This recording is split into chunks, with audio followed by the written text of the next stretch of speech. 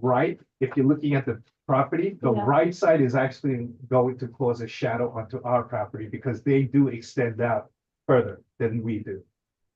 The basement level actually extends out about Right, 5 if feet you're more. looking at the property, the Yeah. right side is actually going to cause a shadow onto our.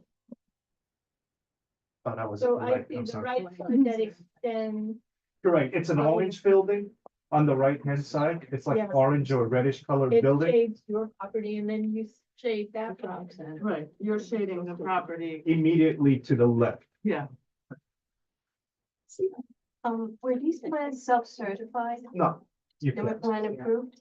No, not yet, because it has to go through Okay, landmarks. since, it has a C of O for a two-family. You Yes. have now constructed more space, so that should be a brand new C of O. Oh, we are seeking another CFO because you're doing the enlargement in the back. Okay, thank you. Um, Any other questions? Yeah, what are you calendared at Landmark? We are towards the end of February, Uh-huh. which would leave you enough time for a full board community review as well. The agenda mentions skylights and outdoor dancers. Can you talk about I those? think the description of work in the agenda is not out there, because it doesn't, this seems to be mostly about big and large. Yeah. Right, it's really just the enlargement. That's why I gave, in my email to you, I actually took it from their portal, the landmarks portal for the exact scope of work. But essentially, it's for that enlargement. Yeah. Well, she changed it. What was this application? Then before. No. Yeah, yeah. So I'm sorry, our agenda does not have the right description of work. Essentially, it's a rear enlargement in a historic district. Yeah, and I think, given that it's an enlargement, I believe this does need to go to the full board. You know, I Is that a understand. rule that we have? No, I Well, believe, Any rule is what we have. if I may, Yeah, I rule believe, was everything went to the full. board. right, right, I'm And we gonna, modified that. exactly. I right, mean, with we the were getting so recommendation. many kind of picky and small, scopes of work that we decided we didn't have to go to the board for everything, but I think this is actually a fairly major change.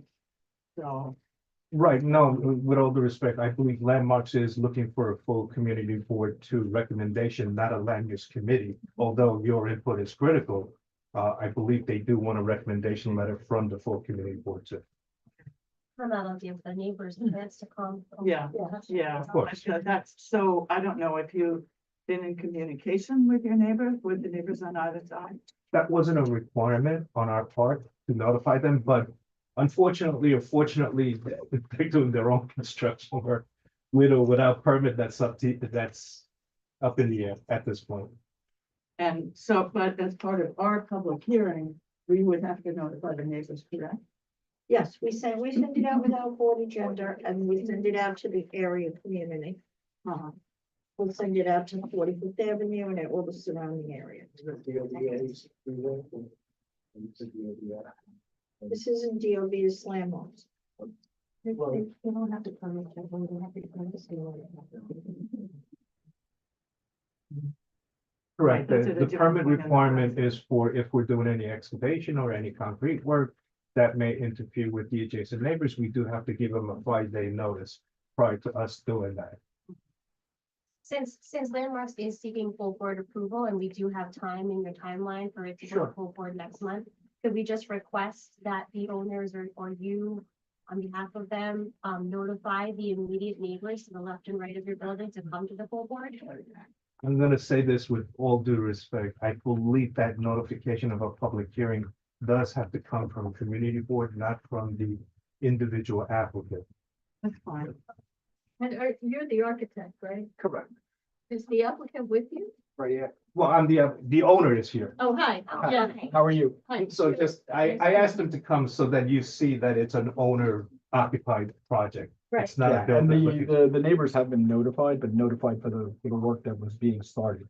On one side, the side that's orange, it's rented to a family, so it's not the owner, so I wouldn't be able to have the conversation. On the other side, it was recently bought by somebody who's now putting work into it. So the issue, and again, the issue is that it seems like they didn't get the required permits. But we've had several conversations with them about, what's going on. You've lived there for a long time? No, I've lived in Long Island City for 15 years. My mom had a aneurysm, so she lives in Middle Village. So bought this property to be able to fix it so that my mother can be downstairs and we can be upstairs. So I live in Long Island City, but I live in a condo right now. Great, thanks very much. Okay, I have a question. You said you put the plans in. I only see on DOB now website, you have an alternation for plumbing, for basement. Do you see Correct, like- Basement and ground floor. It doesn't have the second or third floor. The application is not here. No, the alteration one application. It's, There's a separate alteration one application. Then there's an alteration two application, which is for the interior. That's how I started this evening. I said this was done as two part. One was for the interior renovation of the ground floor there's. or the inside, the main Okay, building. there's all these numbers here, which I'm sure you're familiar with, maybe. you could Right, supply one is the this to us. pre-filed numbers so that we could go through landmarks. Once landmarks approves or disapproves, that would dictate how the plans get reviewed. Let's say for some reason landmarks does not get approved, then the plans that I submit to the Department of Buildings would have to show that there is no enlargement. Or if the landmarks only approves an enlargement on the first floor and not the second floor, that would dictate how that plan gets submitted. So what we did was we got what they call a pre-filing application, meaning that they assigned a number so that with that number, I can get the landmarks approval. You can't get an approval from the Department of Buildings or really even a review unless landmark tells you what they're gonna approve. Okay, I'm a little new to this, but I'm an expediter, just so you know. I'm sorry, So- Annie, could you speak up? It's not- Okay, I just want to be transparent. I'm an expediter. I'm Yeah, a little that's fine. unsure with, the landmarks process, but I will be watching this, okay? No, of course. So will landmarks. Hmm? So will Yes. landmarks. Oh, they make a lot of mistakes, and I could tell you all the mistakes they make, okay?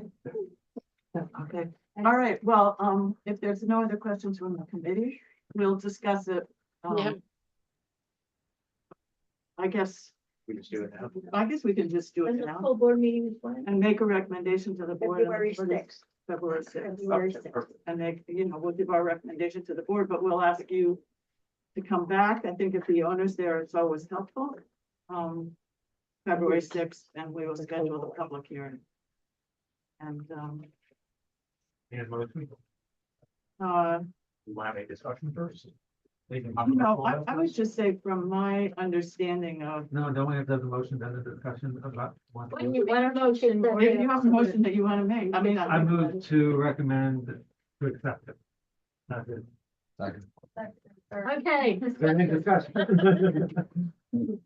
Maureen, you made the motion and Patrick seconded. Yeah. Correct?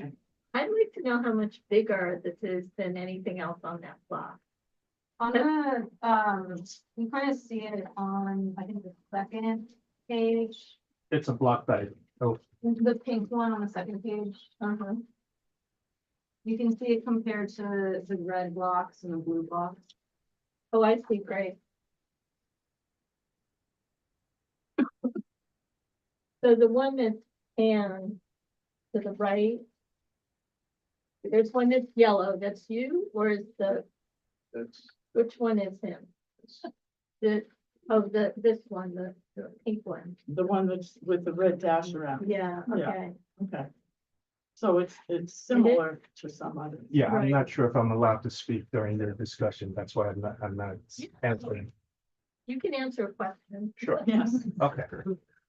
So on that block diagram, what I also did is right underneath, right on the right-hand side in the middle, I blew it up so that you could compare the right hand and left hand. So the red in the middle is our project.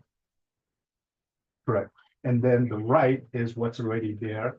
And in the left is that other enlargement that you see. In terms of the square footage, I think we're equivalent. It was just a question mark of that second floor. So in terms of the height, as you see from the back of the building, we would be about 4 feet higher than the enlargement they did on the left-hand side. Yeah. It looks like it's also deeper into the yard, no?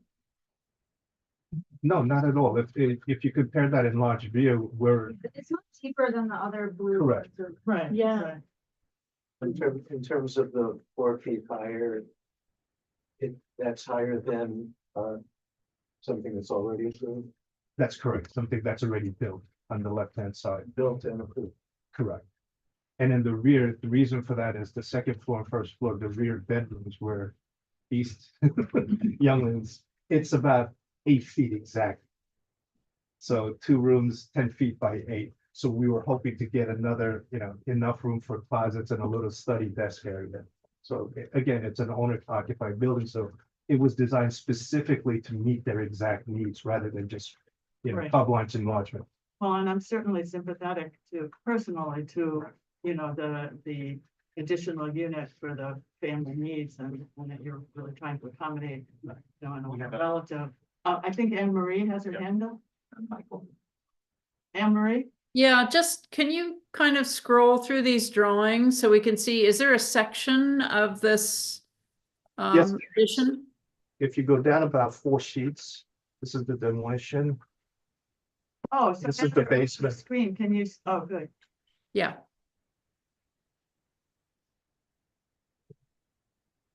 This is the 3rd floor.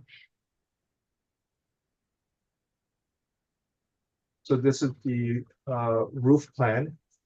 Obviously, because of the type of work, we have to put solar panels and so forth. This is the rear elevation that we're looking at this point. So starting from the left hand, those are all there, right? The top was the existing, and if you scroll a little bit down, or if you want to reduce the scale, what we did was we placed existing and proposed on top of each other. So the top drawing is the existing rear elevation with the sunroom that you see in the middle. And then if you scroll down just a hair bit, you'll see the color coding of the windows that we're replacing. That is the proposed. okay, so the highest floor level is in plane with the rest of the buildings? That's Before it correct. The steps third out? floor level, right, the legal third floor level would be flat with the rest of that Okay. block. That's what they wanted to maintain. Okay, good to know. Yeah, and when I say it's about 4 feet high, it's on the right-hand side. As you can see, the tip of our parapet is just above theirs. Landmark suggested, and I proposed that we do a railing so that it doesn't look like a solid wall on that top floor. So, and you're not making any other changes to the front or anything? No, the front is exactly what, unfortunately, it's been vacant for a while, so they broke the windows and so forth. We just replaced it. We reapplied stucco on top of the existing. And you So that got was the permits for minor work or. That's correct. That was the first phase, that That's the landmark first thing, state. yeah. There was a fire in the building. So the Oh, fire on the top floor blew out the windows. The fire department blew out the windows on the top floor, Mhm. and in the back, and the roof was charred. So aside from that, nothing else was done, and there's nothing proposed for the front of the building. Should we call the Michael motion? has. Oh, sorry, Michael?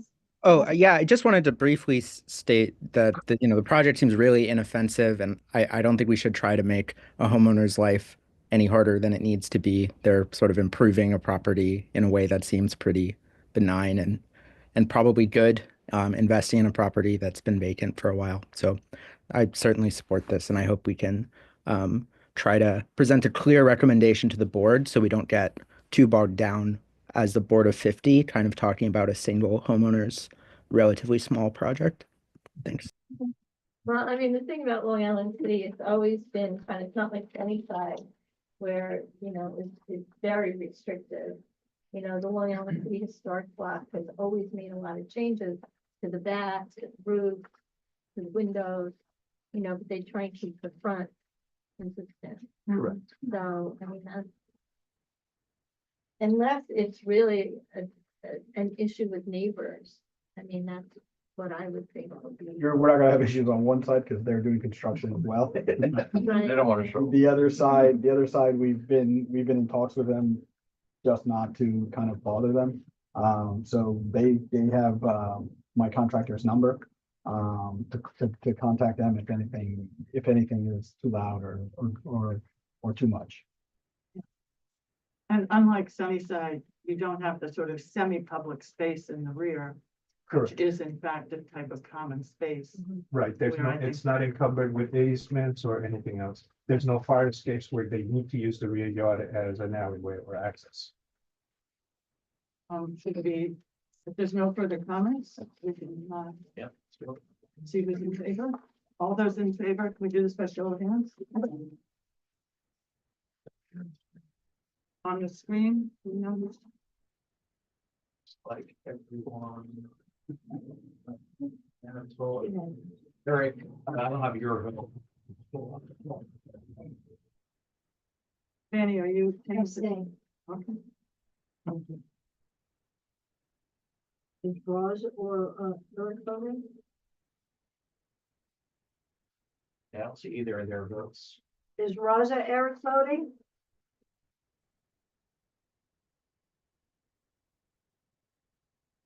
Yes, they're not voting.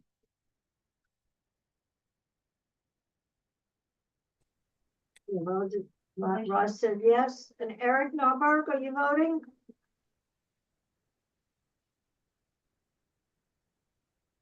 Oh, there he is. Yes. Looks unanimous. Okay, Thank you Alright, so much for we'll, your we'll time. see you in February. Sure. You ready? Thanks for coming, man. Oh, it's our I know pleasure. that's Thank not you. easy. Thank you for your time. I hope this nice paper is like that for you guys. All right. Have a good evening. That's all, guys. Thank you.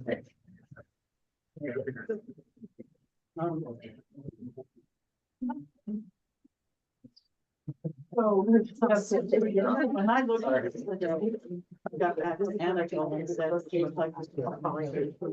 Yeah.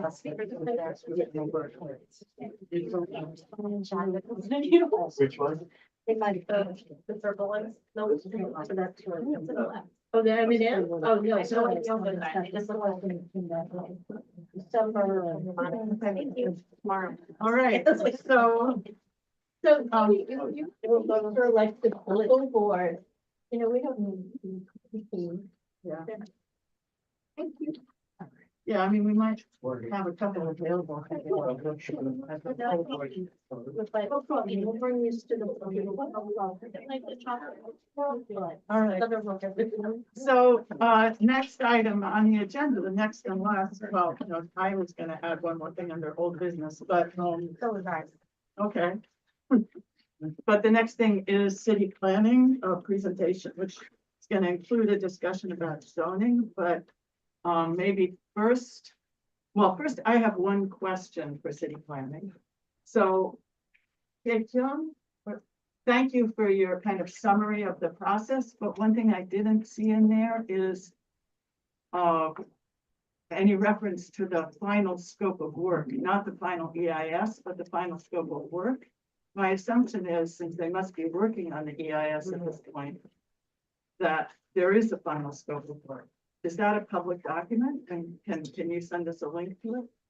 The final scope of work, as my understanding, comes out the Please same, speak louder for the everybody. final scope of work, comes out the same time as the draft EIS. When you say comes out, It's They're not working on publicly it, right? released right now. it's It's not a public document, right? it's not legally a public It's document. not a public document until we release the final scope, until we start the UN process. That's good. There's something odd about that, I must say. It's just it's. the If it's process. been finalized, why wouldn't, and they're working on it, why wouldn't it be public? That would be my question. The process. I'm not quite sure, but it's not a public document until we start the UN application. I think it's subject to FOIL. Could take years. I don't know, it's Article 78. No, and I think we are a city agency. From what I know of the other neighborhood plans that have gone out, the final scope of work and the draft EIS comes out the same time. This process is the Long I Island please City, speak a little the louder. Long Island City neighborhood process is not different from the other neighborhood plan processes. So from what I know and what our agency has done in the past, the FSOW and the DIS comes out at the same time. What is there a formal action, like a vote by, how is the final scope of work finalized? What is the action to finalize? Secret technical term. I can look that up. Yeah, I'm not Wait, sorry. The specific question is, what makes that final? Is that the question? I mean, But who finalizes it? who makes that finalizes call? it and under what process? They had a hearing, they got comments. How is it finalized? The CPC, votes that the full application, which includes the final draft, final scope of work, and the DIS, they certify that the full application is complete. So they're the ones who review and say, this is complete, we can start the work process. Right, but I guess said a different Okay. way, what makes the scope of work that you're using right now different from the draft scope of work? What makes it different? How did it become different and who decided, let's go? I don't know if other people. Yeah, we're not the technical team, to be honest, on that, but I would say, I mean, it's in the seeker manual that we take all of the comments. We release in the application, we'll release like response to comments. That was taken for the draft scope of work. And there'll be a summary of how we interpreted, or not us, but how the technical teams interpreted the draft scope of work with the comments that were brought in. but So you want to know how the draft became final and who decided that? and whether or not the final is in fact a public document. I mean, did it get officially finalized? It's not Is it- officially finalized until, Well, the It's in the EIS, secret I box. understand that the EIS isn't finalized, but you know, I mean, if I, I know, I totally get what you're saying. It's just not how the process currently works. well, I guess. We'll clarify. I think Yeah, we'd like a real clarification. Yeah, I totally get I it. mean, I will say I was advised by someone who's close to me, who's worked a long time in transportation, that there should be a final scope of work that is a public document. You know, so, I think the final scope of work is a public document at, at the stage when we release it. But no. but if they're working on it, I mean, it's a public contract, you have a contract with someone who's doing your EIS, right?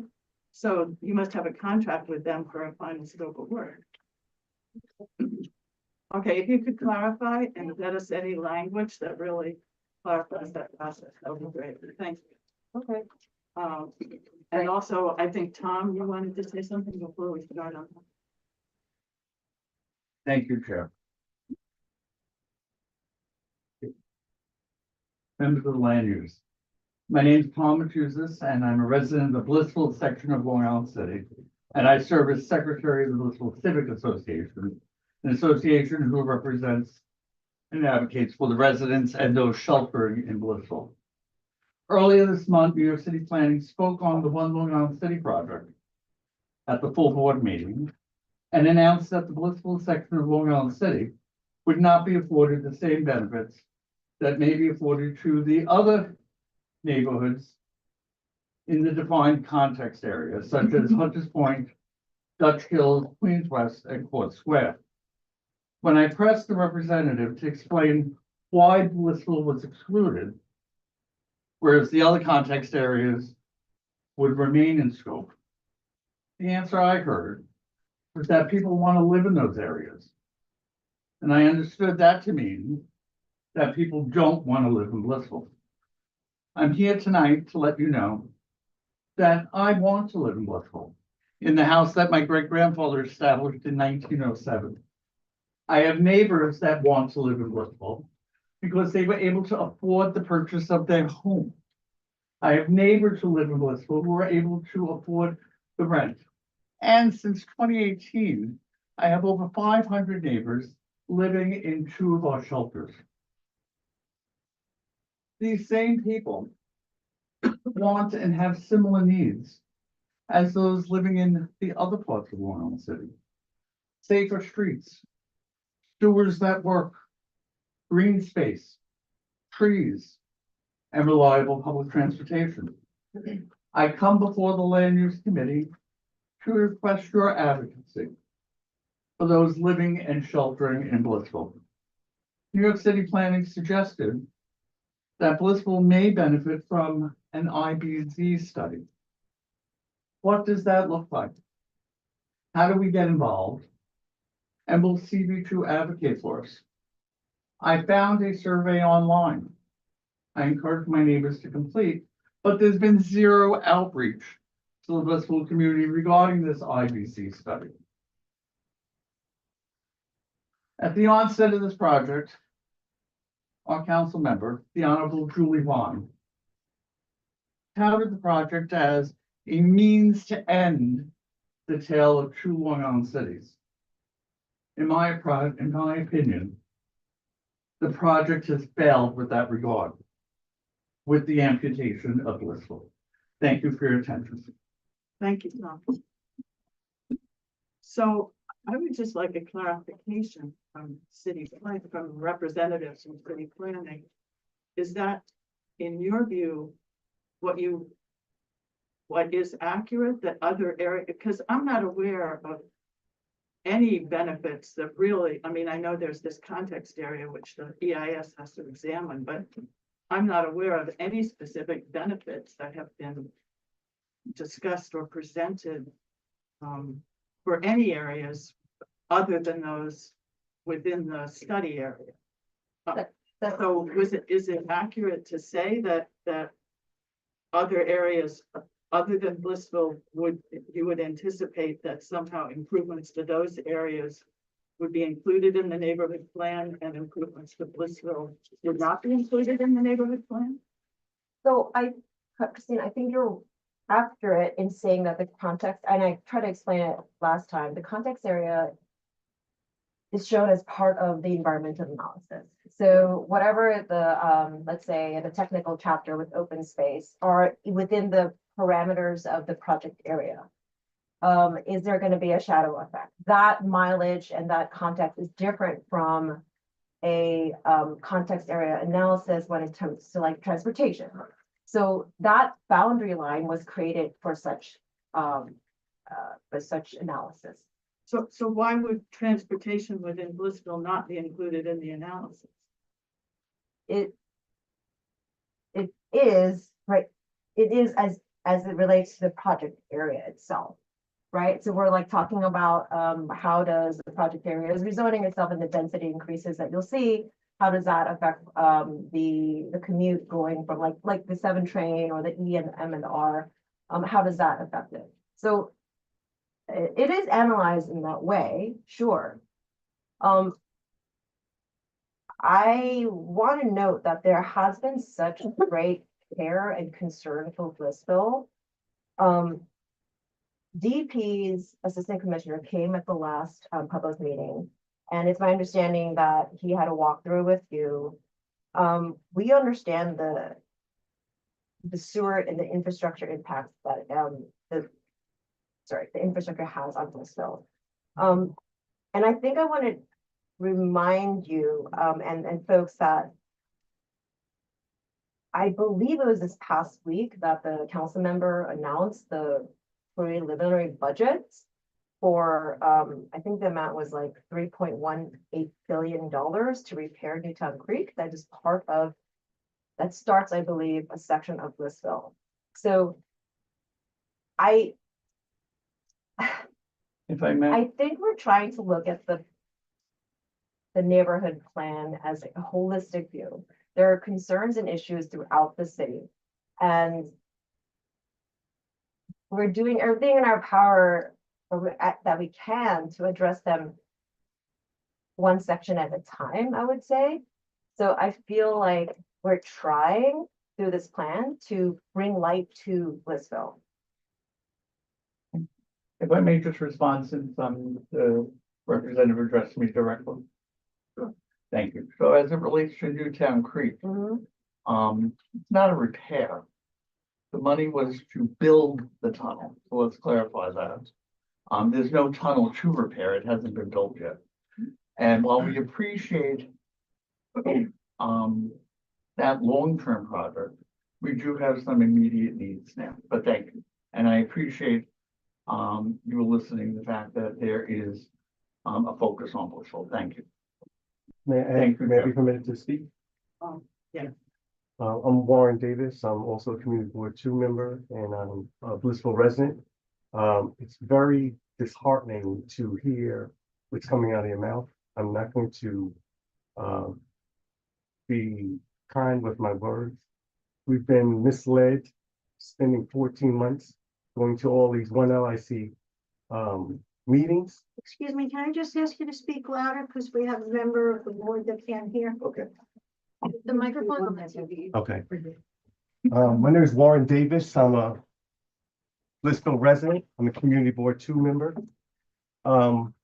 As I expressed before, it's very disheartening to hear the words that I'm hearing today. We spent 14 months, not just myself, but Tom, but many other residents from Blissville advocating on the behalf of our neighborhood. And we were reassured that though we were not in the confines of the plan, that we would be not overlooked because we felt in the context of the area.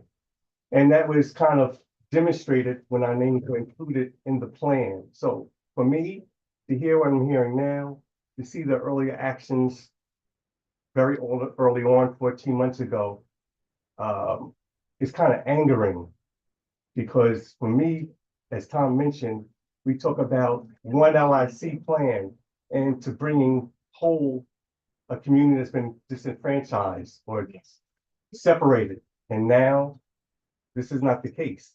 We know, or at least I know, millions of dollars are going to be poured into the whole of this district that the council member oversees, to the left of us and to the right of us. But we're not going to see anything. You're not assuring me anything at all. You just give me kind words that's not going to put anything that we immediately need. Our infrastructure is crumbling, and Tom mentioned we have many people in great need. But I needs mean nothing, because we're going to see all that money, all those resources fall to Court Square, fall to the Skills, fall to Hunters Point, and we see nothing. I don't see anything. I don't see anything now. I've been in a Long Island City residence for 30 years, moving from the Hunters Point area before they even built the first building. And I was kind of pushed out when the sort of gentrification take place. And the only thing I can afford and kind of fit my personality is Blissville. And I saw all the development and all the resources come. And it's coming towards my the footsteps of my house. And still I see nothing. I don't even see crumbs. And then you sit here and tell me, well, we're going to see. I don't want to see anymore. I want to see some action. So please don't give us kind words. I want to hear kind words. I want to see some action. I don't want to be lied to. I'd rather be straight up in my face and tell me, no, we can't do this. Should have said that from day one. And it was city planning who told us that. And now we get something else. I'm very angered, very angered. Maybe this is not what you want to hear, but this is what I'm going to say. Thank you for your time. That was well said, Warren. I just want to ask a couple of clarifying questions. I think I'm confused about Blissville status here. So just to confirm, it is in the context area, but it's not in the project area, correct? Yes, correct. And what's the difference between the project area and the context area? Obviously, the project area is getting the rezonings. The context area was not part of the rezoning. But what is happening with the context area? Will it get any sort of consideration with the city agencies, with open space, transportation, sewers, all that stuff? Like, yes or no? Just so you know, it was said that they can't hear you. So you need to talk louder. Okay, that's what I was trying to show you. Yes, as part of the neighborhood plan, we're looking at more of a holistic picture. So it's not getting a density bump up. We're not doing a rezoning, but as it relates to infrastructure, connectivity, open space, we are taking a look at it like the whole picture. That's So we can assume then if there's going to be funding for sewer upgrades throughout Long Island City, then that Blissville will be part of that area that gets sewer upgrades. I don't think we're at a place to make assumptions quite yet. Yeah. We're still studying the context area. So it's and we have to understand what comes out of that. So Blissville So- could or could not be, And Part other of these areas could or investments. could not. It's up and that's not has been not. and we won't know until the neighborhood plan is finalized. We'll know or- closer to that Yeah, but you won't tell us until it's public. when we release the public document, correct? Lisa, go ahead. So the EIS will identify impacts. Correct? And it will identify impacts to Blissville, will be included as the areas studied in the EIS to determine impact. Yeah, Yes. it's in the context area, It's so the it will, so it will be in the EIS. in relation to how much density is coming to the zone, to the planned Correct, area. and so if there are impacts. Right, I mean, they'll say, we studied Blissville and we saw there was no impact. Or they'll study Blissville and they'll say, there's gonna be an impact on transportation. Correct. And then there should follow a mitigant. Correct? Correct. So either the EAS will show up, which it often does, frankly, and say there's no impact, right? Because we've seen that a lot before. Which is a lie. Or it will show up that there's an impact, and we would expect the mitigant. Well, it's a disclosure document. The environmental impact statement is a disclosure document. Right, the timeline of how that plays out depends. Right. So I don't want to give the, like, if there's mitigation starting on day one. I can't, it's really gonna be a discussion of through the timeline of how that will happen. Right, Well, but that's just talk- oh, yeah, go sorry. ahead. No, I'm sorry, go ahead. I can understand timeline, but it's harder for me to understand or to be sympathetic to a lack of clarity of scope. I mean, I know the city has a lot of fiscal problems, but if this process represents planning in any way, shape, or form, then the neighborhood plan should be specific about the mitigants. It should be specific about additional open space, even if the city can't afford to build it. It should be specific about what Blissville needs. It should be specific. I mean, Yeah, it's part of our great frustration here is that we're just not hearing or discussing any of those specifics, and we just keep being told, well, they're being studied. well, because that's what the Euler process is. The Euler process is to have those discussions. We're not having Euler before Euler. We're preparing ourselves to have enough information, including these neighborhood discussions, to have a better Euler process. But So, you know, the but Euler the process is Euler where that process happens. for the community board to respond is 60 days. Mhm. So it's very frustrating to not even get all these documents and then have to rush in 60 days. You know, when we have regular, only have certain meetings and we're a volunteer board and all of that stuff.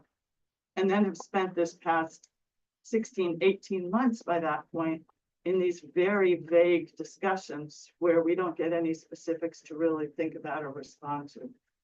I think, I guess my expectation, I don't know if it was realistic or not, was that by having these meetings with your group, with your team, we were going to get some sense of what's actually going on Yes. so that we can actually respond to that. So like, we're really, I think what everyone is expressing is we're not really getting that. So it's sort of what's the point of these meetings? So I think Danielle has been wanting to speak.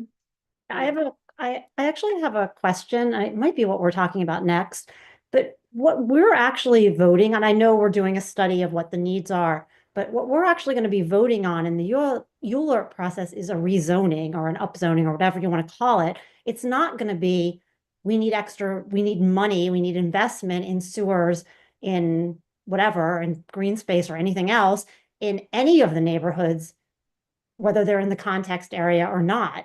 Like, we're not making that call. We're just making a call on we're going to upzone or we're not. And I guess, like, to me, does any of it even matter? Because if we go along with the rezoning, there's no guarantee we're going to get that investment anyway, right? Or am I Well, not maybe saying it that right? depends on the legality of the neighborhood plan as a document.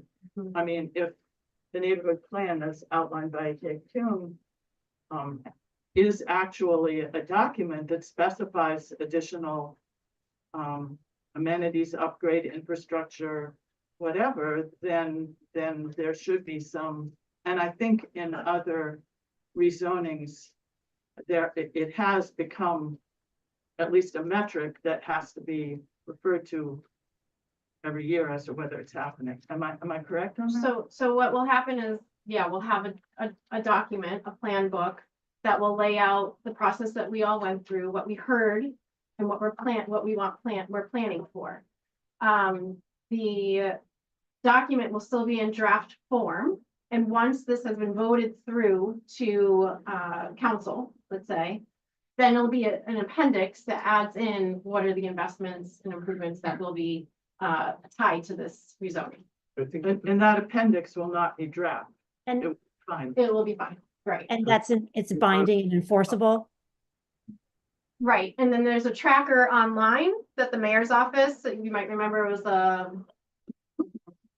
local law number now, but that we have to have a rezoning tracker that is managed by the city hall. And you can see the progress year to year of what's happening in that tracker. so in a normal dialogue where, you know, presumably you're kind of working with the community. It's sort of like, it shouldn't just be what you hear. We should have some sense of what you're telling us you hear, so we can say, no, you've got it wrong, or yes, you got it right. And the problem is, as I see it, is we're only gonna have 60 days to do that. It's gonna be sort of already released as an official document with, and we know that just rumbles through. And I guess my expectation of these meetings, these monthly meetings, was that there would be some dialogue and back and forth, and I think we're just not seeing that. I think the truth is we're working through, sorry. I think the truth is we're working through some of these questions. It is, you know, it's a big rezoning plan, and we're hoping that by coming here regularly to just clarify the process, that's one step. And I know the frustration, like if we're not doing anything, then what are you responding to? But I think we're really looking forward to that dialogue, robust dialogue as well. And we hope like early on, we hear some early concerns that we are also incorporating into our planning process. So that's one. And I think what Danielle,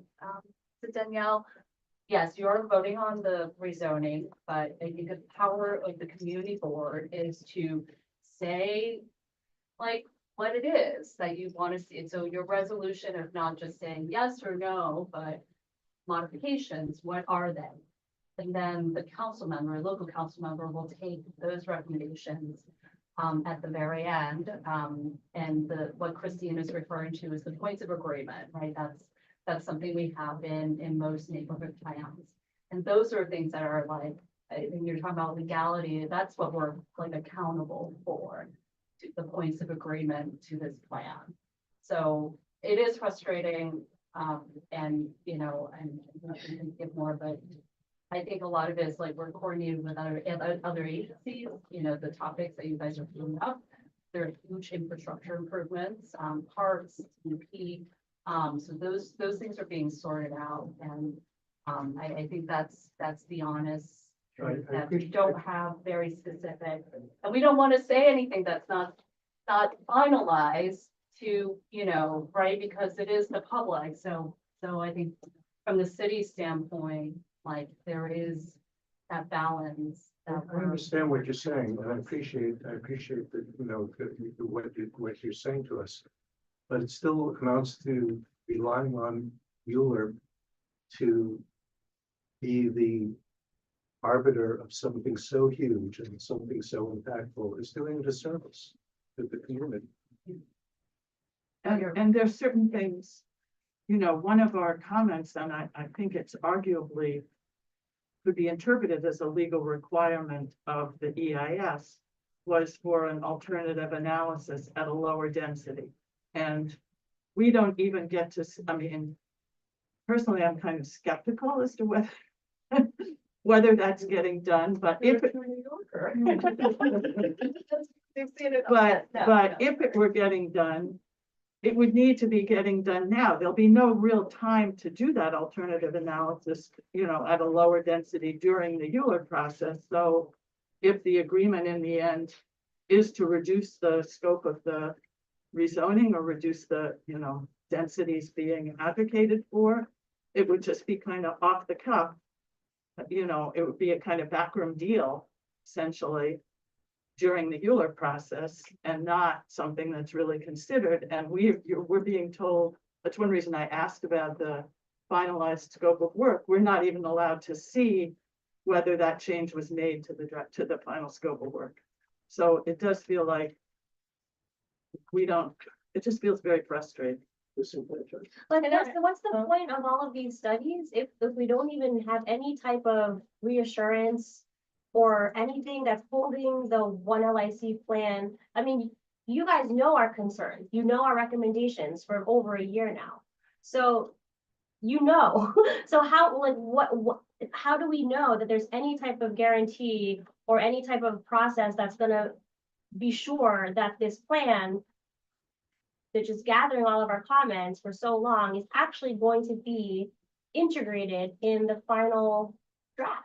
I think what we're hearing is that we don't, and.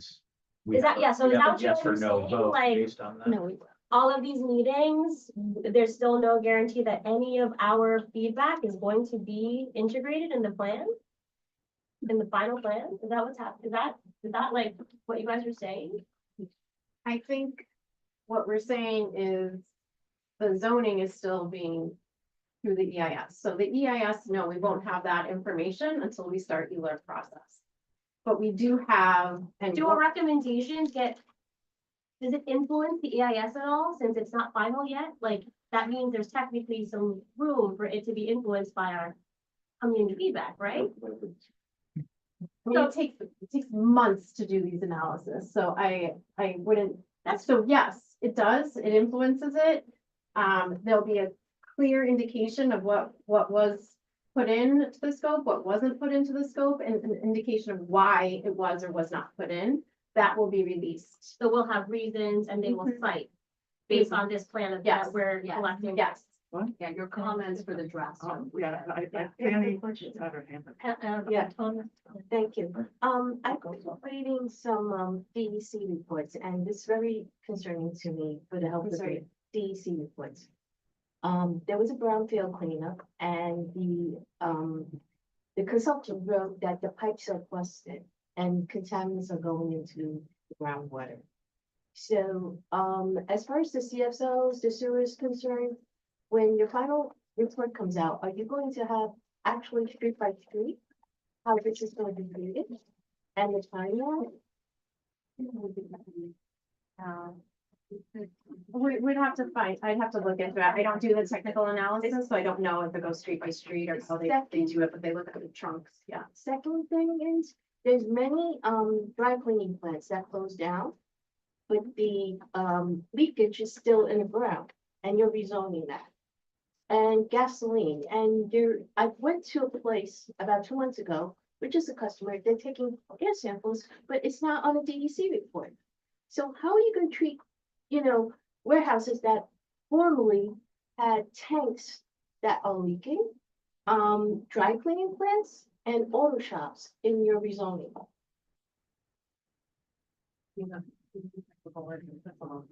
Are you gonna designate everything in the IBZ zone as E? I think so. I mean, yeah, the E designation is anything that's hazardous, or environmentally hazardous. Designation and. Okay, are you gonna do it like? Reporting and sorry. I feel like I'm yelling at you, but I'm really not. Sorry. Okay, so are you gonna be doing this by block, or are you gonna be doing this by recommendations from us as a, community board, or who's gonna have a say in this? Because it was checked off in your, scoping report. I can't answer that directly. We'll look into that. But what was checked off? The E That designation? that there's contaminants. Beyond the entire rezoning, I do know that if a site is designated E, DOB does not allow any permitting until all that remediation happens. So it's site by site basis. But there is a map in DEC of tanks that haven't been, closed off, oil tanks that are still existing. They might be leaking because some of those oil tanks are 60 years old. And this impacts, the entire sewer system for the entire neighborhood and the health of our little babies and older people, because there's perk going into the ground. And I could email you the site tomorrow. 100%, we're Yeah. in alignment that we don't want to have, we don't want to develop on a site that's contaminated for sure. So we'll get back to you on there's a lot of questions on the seeker process, secret chapters, analysis of how that's reviewed. We can come back to this board and sort of talk through the details. Right. Okay. But it sounds like you have a specific site, so if you want to, I have blocks and blocks. okay, we can talk separately on that. Should I send you an email with all the blocks? You can send it to me. Maybe the overall question is, how does contamination get reported on the? Yeah, It would so be we really can helpful come back to and talk explain more that, about yeah. the Since this EIS. is an area with so Yeah. much contamination. Yeah. It would be really helpful to explain that process, how many sites will have a need designation, and if they do have a need designation, what is the process? Sure. I know that Tom has. Thank had you, his- Chair. Just two quick items. One, follow up to Danielle's comment. My perception from the onset was that the area to be zoned, and the benefits associated for the context area was portrayed from the beginning as being tied together. This is how it was sold to us.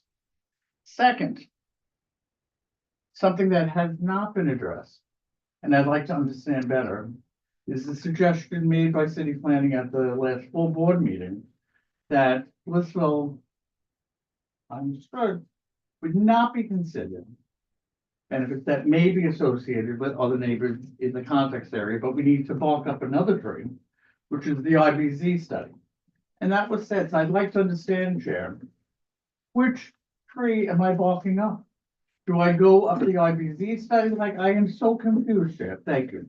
Okay, well, I have no personal knowledge or have not been received any information about the IBZ study. If that's being done through city planning, it would be really helpful for city planning to let us know and clarify, so that we could maybe have a separate presentation on that and understand better how that does or doesn't relate to any of the planning Sure. that's going on for LIC. If So I may, if you Chair, guys the, can do that internally, that would be last great, comment. and let us know. Okay. And I do want to get to the zoning discussion, and I imagine that you brought a presentation. Michael also had a hand up. Thank you. Okay, No, I would love for us to proceed to the meat of it. I was actually a little confused about where we were in the process of this agenda, so thanks. well, we got a little, I mean, there were a couple of concerns that I allowed to come before this presentation. Lisa has one question before we go on. Yeah, the conversation we had at the full board meeting about massing. About what? Massing studies. Oh, do you have that here too? I don't have that. You said you would have something, I would have something and I'll show you. and so you're gonna do that now. Yes. We can do, why don't we do the presentation? Yeah, Okay, okay, good. thank you. It's just simple request. Okay, great.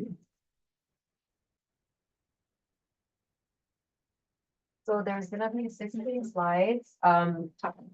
There's gonna be 16 slides, and I am going to go through each slide, in presentation form.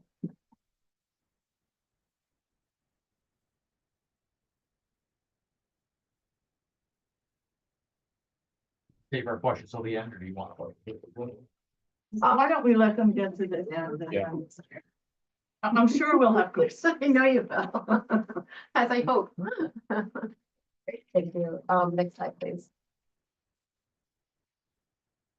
Okay. So the study area boundaries were determined based on a combination of a few things. It's the last piece of the core LIC neighborhood not already covered by a special district.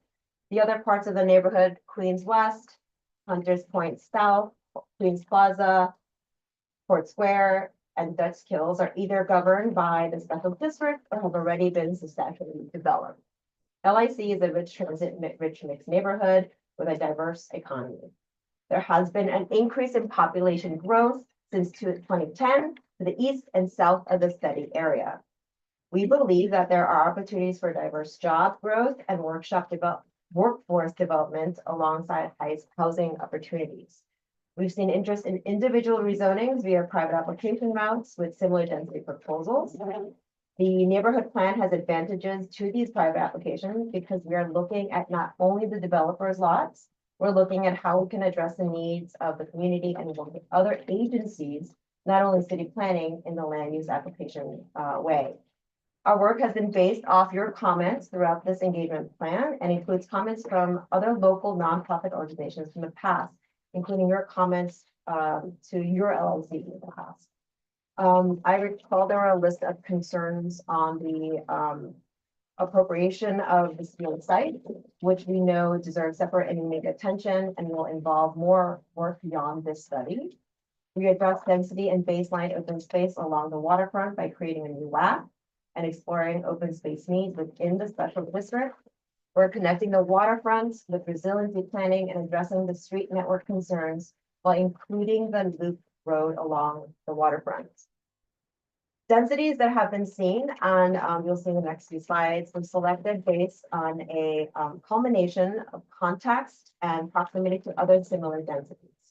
The black and pink circles are existing buildings that surround the study area.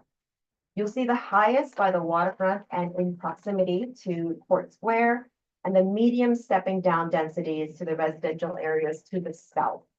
We believe there is a strong land use rationale for these densities because of LIC's location and context of the city overall and the high level of mobility.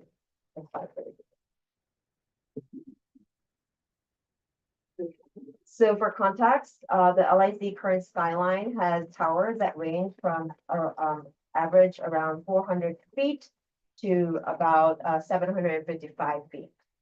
The study area is noted in the orange circle, to the far left of the screen, which sits in the middle of the existing towers. I'm sorry, could you point to, I don't see any orange. I'm sorry about that. There's Yes, a there's a study area here.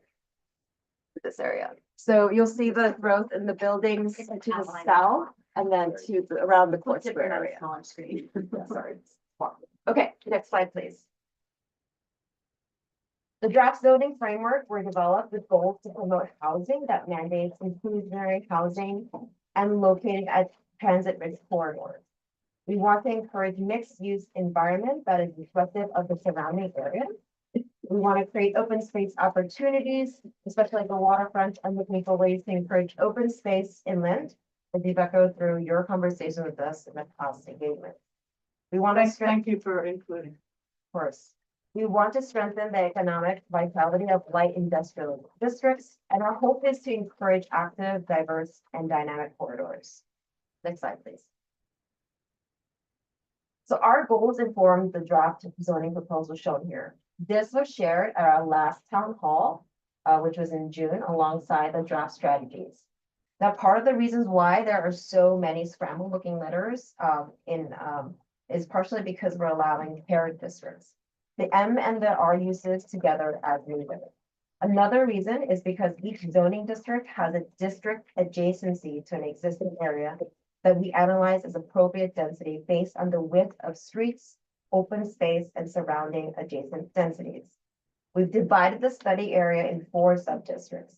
The waterfront is labeled as 1, the green bubble. The north and Court Square core labeled. Just stop you. Yes. I just want to make sure if we can see colors and stuff. Yes. So Sorry, yes. this is where 1 is. The north and Court Square core is labeled as 2, purple bubble. The industrial and commercial area labeled as 3, yellow bubble. And the core and the south area labeled as 4 in blue bubble.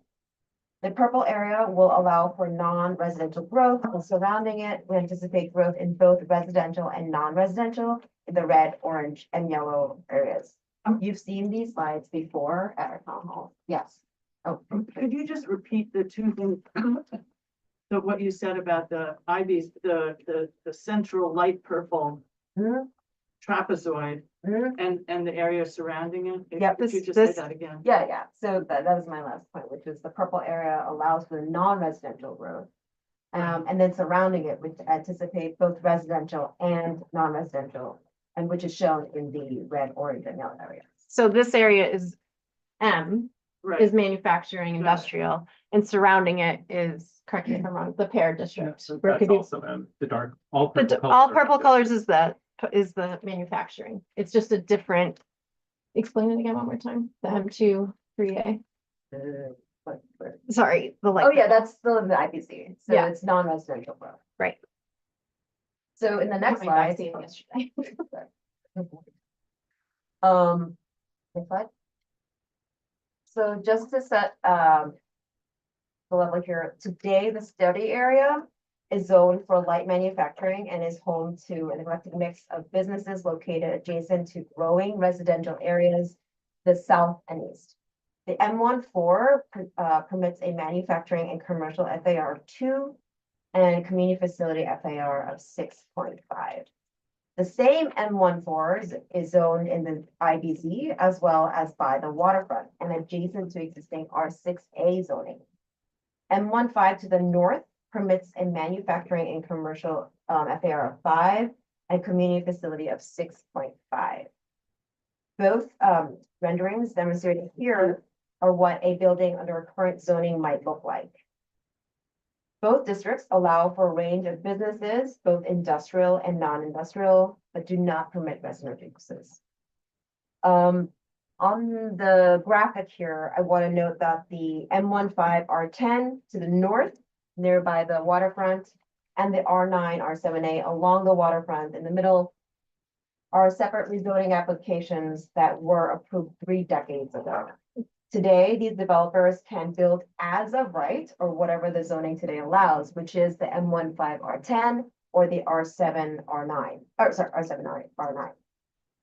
On the site that shows the middle of the waterfront, the R9 and R7A, our team has been working with the development team on that site to include the loop road as a means to of increasing accessibility for the public to the waterfront open space. Next slide. So now we're going to go into each of the sections I was talking about, the 4 sections. Industrial and commercial area. The draft zoning proposal maps new zoning districts to uphold the city's commitment to maintain the IBZ as a center for jobs and production activities. We propose a mix of districts that permit a wide range of community facility, commercial, and light industrial uses as higher densities than what you see today. So permitted as of right in the M1s, we're talking about art galleries, art, music, dance studios, production, entertainment studios, publicly accessibility spaces, publicly accessible spaces such as houses of worship. We're talking about grocery stores, and those kinds of retailers, special food services, eating and dining, feeding and drinking establishments, and health and fitness establishments. The M4 through 6 uses are categorized as industrial and commercial growth districts that are intended to be near residential and a host of mix of commercial and light activities near transit. The goal here is to allow existing business to expand while also holding the industrial character of the neighborhood. Next slide. Looking at the slide, I realized I should have made a font a little bigger, and I apologize, but I will share this slide with you guys. So I'm gonna go through the numbers. M14A allows for 5 FAR across all the uses with a max base height of 125 feet and a max building height of 155. M15A, a bump up, is a 6.5 FAR across all the uses. The base height is at 155 and the max height is at 205.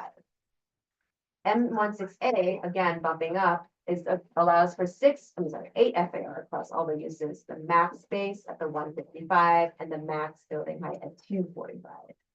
And lastly, the M23A allows for 3 FAR across the uses with base height at 96 feet. The max building height is 125 feet. And Lisa, this is my attempt at showing you other massings here. Next slide. Well, wait, I'm sorry, the biggest one, and I'm really not seeing it very clearly, the one on the lower right, the M16. Uh-huh. 6A, can you go over that again? Yes, the M16A allows for 8 FAR throughout all the uses. So we're talking about commercial, manufacturing, and community facility uses. And then the base height would be at 155 feet, and then the max building height is at 245 feet. And that's the same for if it's R10 for residential, is that correct? I mean, I'm seeing M16A/R10. So the heights for a residential building would be the same. I will get to it. I think I have that here. We'll have a. Yeah, we'll have a diagram. I have We have a question. Since this is a new rezoning, the numbers and everything, we have a lot of community needs, like dance halls, spaces for nonprofits. Yes. Why didn't they require, now you have a choice to do, Fanny? yeah. I'm sorry, but we Okay. were gonna try, I know I've been asking. Okay, no problem specific either. questions, but Okay. trying to let them Just get through clarifying the questions on the, Yeah. yeah, we'll come back to them. Okay, next slide, please. Okay, now we're going up north, North and Court Square. To the north and Court Square core, we have portions of the existing IBZ. We want to treat similarly to the previously mentioned sub-districts. We have the M14A and the M15A. We also are proposing the existing 2 blocks of the M15 districts to be M16A R10. This change would allow for a mix of higher density residential, industrial, and commercial with MIH requirements. At the Court Square core, we're expanding the existing Court Square Special District to capture these 2 blocks shown in the M16 R9 and the M16 R10. Next slide. I'm trying. All right, so now we're back to the numbers. Noted in the industrial and commercial slide, the M13A and the M15A would not allow for residential uses and will have the FAR of 5 and 6.5 respectively, with base heights at 125 and 155 and max building heights at 155 and 205.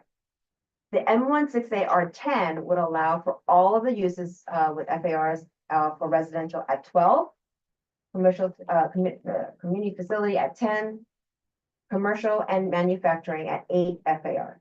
The base heights are limited at 155 and the max height is at 205. The M16 R9 has a residential FAR of 8, community facility FAR 10, commercial and manufacturing FAR 15. The M16 R10 has residential, community facility, commercial and manufacturing FAR of 12 across the board. Both districts have a base height of 150 and the height is governed by the sky exposure plane. Which is, I'm sorry, say, what is that? The sky exposure plane is, the sky exposure is great. Okay, the sky exposure plane is basically defines the building envelope in a non-contextual district. So it was been designed back in 1961, honestly, to give protection to light and open space on the ground. It's a vertical sloping diagram. So if you have a lot and you use this non-contextual method, you're in the lot, you're building the building, you're going up a certain base height, and then you're vertically, there's an imaginary vertical slope that you keep on going up. And when you hit it, you keep on going up and over, up and over. That's why you have the ziggurat buildings in the city. So that's what it's governed by. I'm going to note here that the M16, R9, M16, R10 are really an extension of the existing special district coming over from the east side. What we're applying here is the ability to put MIH. So Make a clarifying question on Yes. the sky exposure plane. So presumably under these zonings R9, R10, buildings like what you showed in the first line that were over 700 feet would be possible. That was Yes. kind of my question. Yeah. Thank you. Next. Sorry. But there's a lot of issues about airplanes here. Yes. The as of right now, the sorry, As of right now, it's my understanding, if I remember the text correctly, the Port Authority and the FAA have a governance over this area around 740 feet. That's in the special, that's in our zoning text, I believe, I forget what section. However, there is a process where if, the developer itself can prove to the FAA and Port Authority that their building itself does not get in the way of, security and flight path, they will get, the okay to build past that 740 barrier. So, But if yes, is 20% more, so does that mean they could go up more?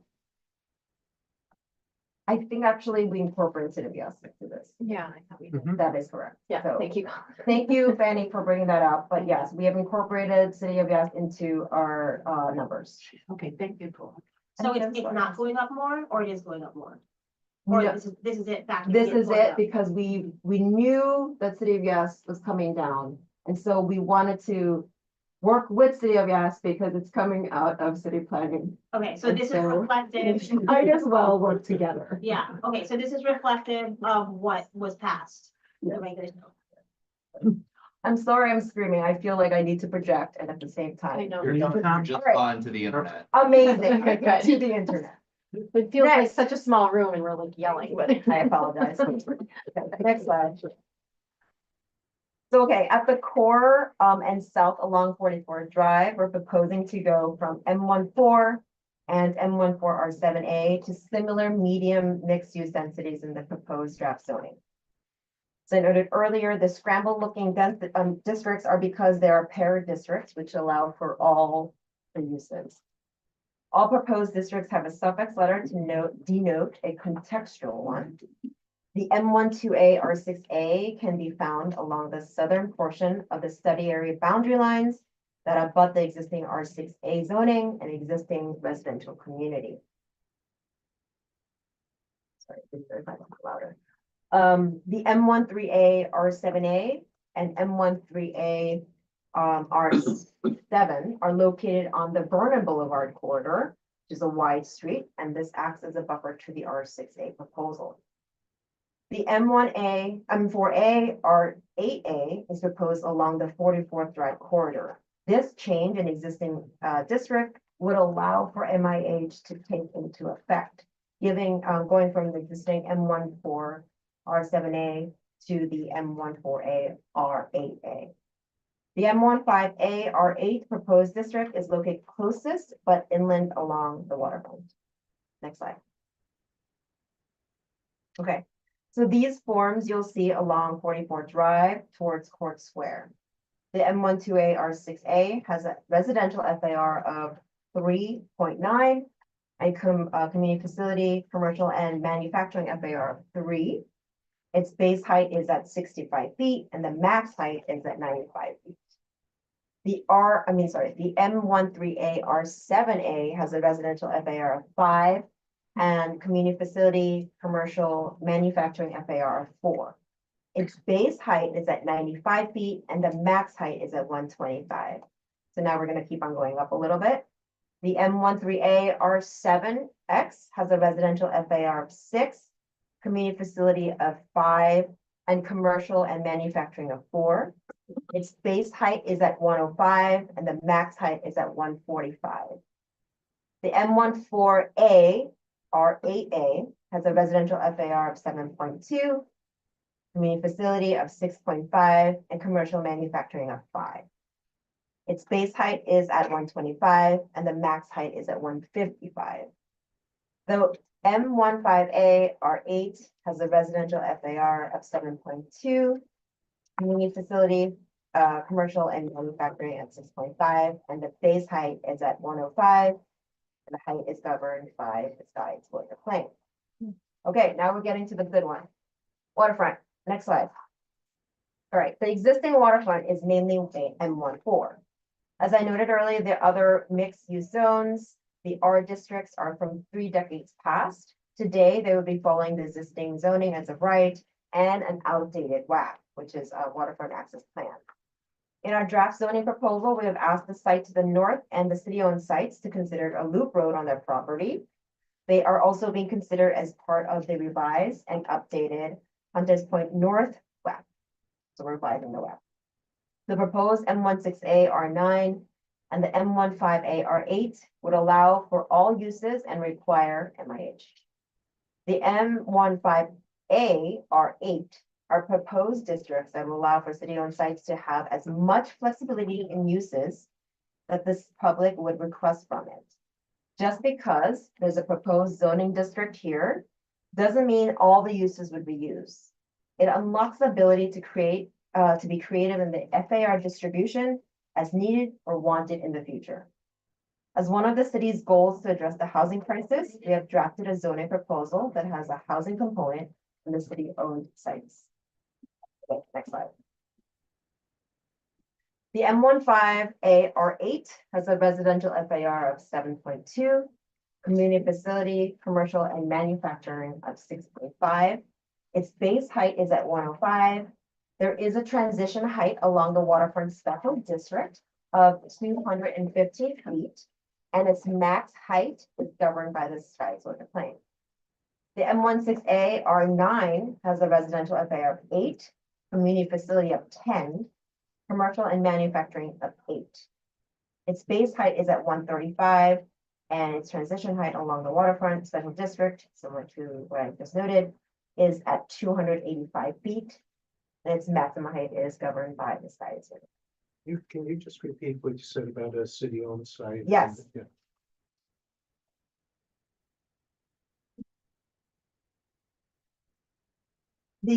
Let's go back to the slide before, hang on.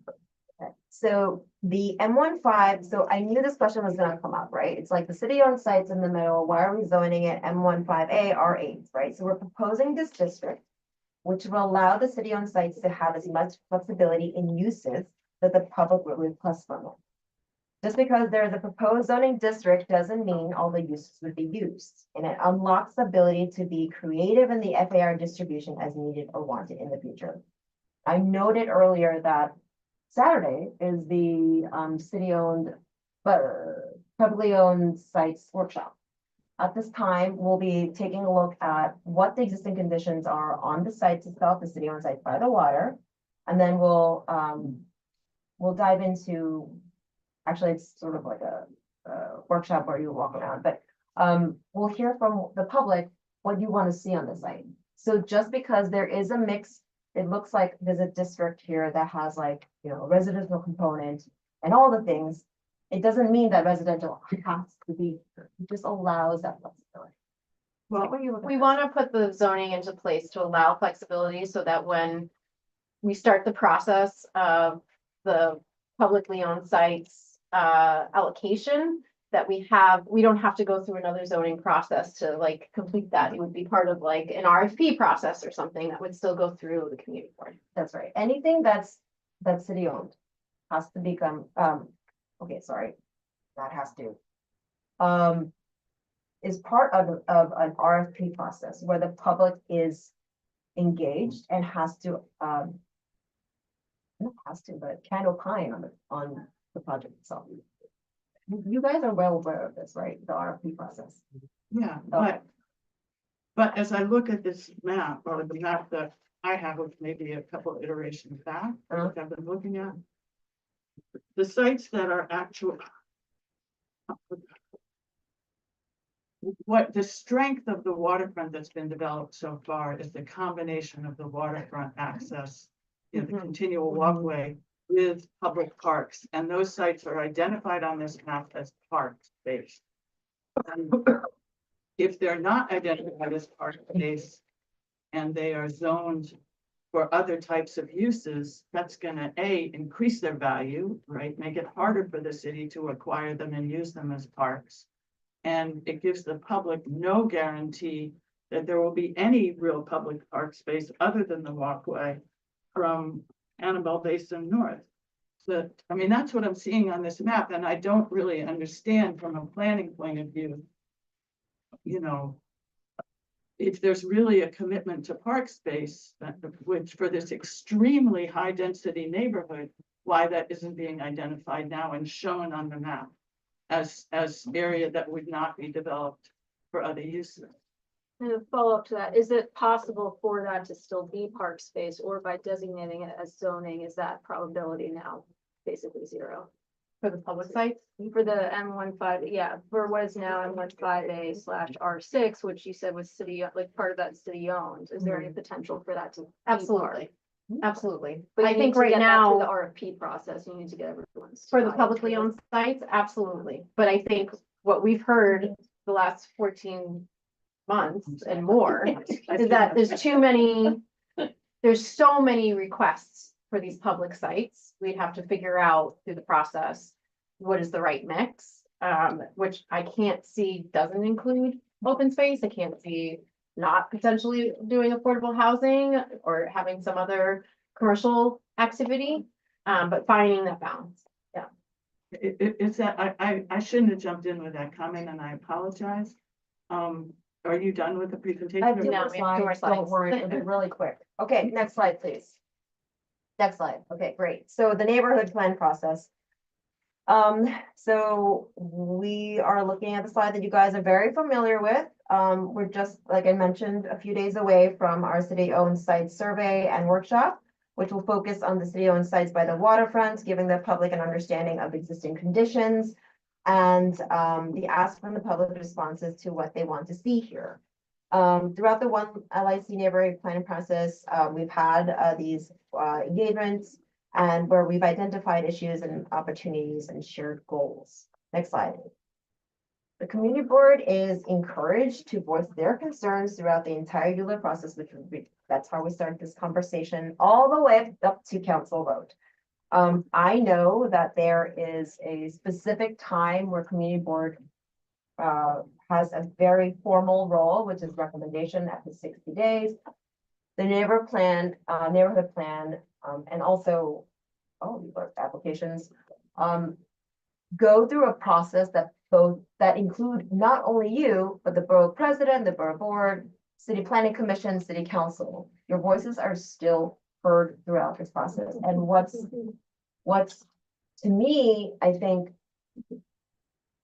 really exciting, and I think I've said this before, is that our council member is an advocate and she hears you. And I think it is quite smart of this board to have had that conversation with the draft POA with the council member staff. I do want to also, sorry, the last couple of votes. I want to reiterate here that certification, it's a certification that the partner agencies get the analysis that are drafted by the consultants working on the DEIS. It's at this time that they see the impacts that the draft zoning will have on their respective topics. And it's during the ULURP process that the agencies respond formally to draft strategies, identified and voiced throughout the engagement process.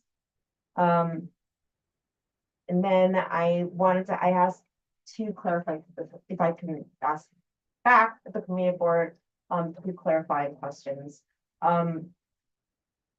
I heard about, I wanted to clarify the certification date that I heard at the last public meeting. For me, I recall when you're reading the notes that you mentioned June, but I want to note here that I don't know where you got that June date, and I wanted to ask for clarification on that. And then the other clarification question I had was actually your comments regarding existing or commitments, just to clarify what you're asking. And that is all, and we can have this conversation. Yeah. Question. So the June date, I would have assumed it's June because you're probably not gonna do it earlier than that, and you're saying spring. I'm saying So- spring, So is there a potential that it could be earlier? then June? Yeah. Yeah. It could be, yeah. So we'll start saying spring then, so if you don't. Yeah. So that's just- Yeah, can I just add, June is not, we don't meet over the summer, we We don't. don't want to- Exactly. no, We wouldn't want to start in June. No. We really need our 60 days prior to Absolutely. June. We want to make sure every step has their full allotted time, so it would not be a start date in June. And I can repeat this when Christine's back, but I feel like once we get the certification, then we might want to have weekly or bi-weekly meetings, because I think 1 or 2 meetings for you was not good for us. And then The other point about the commitments, I think even in this, in your previous slide, you've had the commitments happening after Euler. I think it's gonna be very hard for us, I'm just speaking personally again, it's gonna be very hard for us to say yes to a rezoning. We don't know what the commitments are. So if the commitments come after our vote, I don't see how we could ever say yes. I think what's the important piece is that we understand the conditions. And so in your conditions, you should say what you feel are commitments that need to be just resolved for the conversation. But the Euler process is to have the discussions through all the different Yeah. phases to. Yeah, I come would up with those imagine we would, commitments. again, me speaking personally, I would imagine we would say no with a long list. Of course, of course. And we would want that, like, we don't want just a no. Yeah. Yeah, it doesn't Yeah. help in any way the Yeah. process. Wait, so just, I know I've been through a fair amount of ULURPs, but has this always been the case that we would Often. vote and then we get the commitments afterwards? You know, because there are no commitments. There will be no commitments. Right. This is the conversation about open space, just that right now. There will be no open space designated until we say absolutely not, and the council person says absolutely not, and then there's somebody gives. And then even after that, it'll be years until we get the open Until we get space. the open And things will space, change and in then time. we say Yeah. the open space should come first, right? Yeah. So that's kind of how it goes. It's unfortunate but true. You know, when EDC, when they were doing the URLIC and EDC came out with a book of commitments, you know, $50 million for sewers, I mean, that was at least the commitment. Are you working with EDC around these kinds of commitments?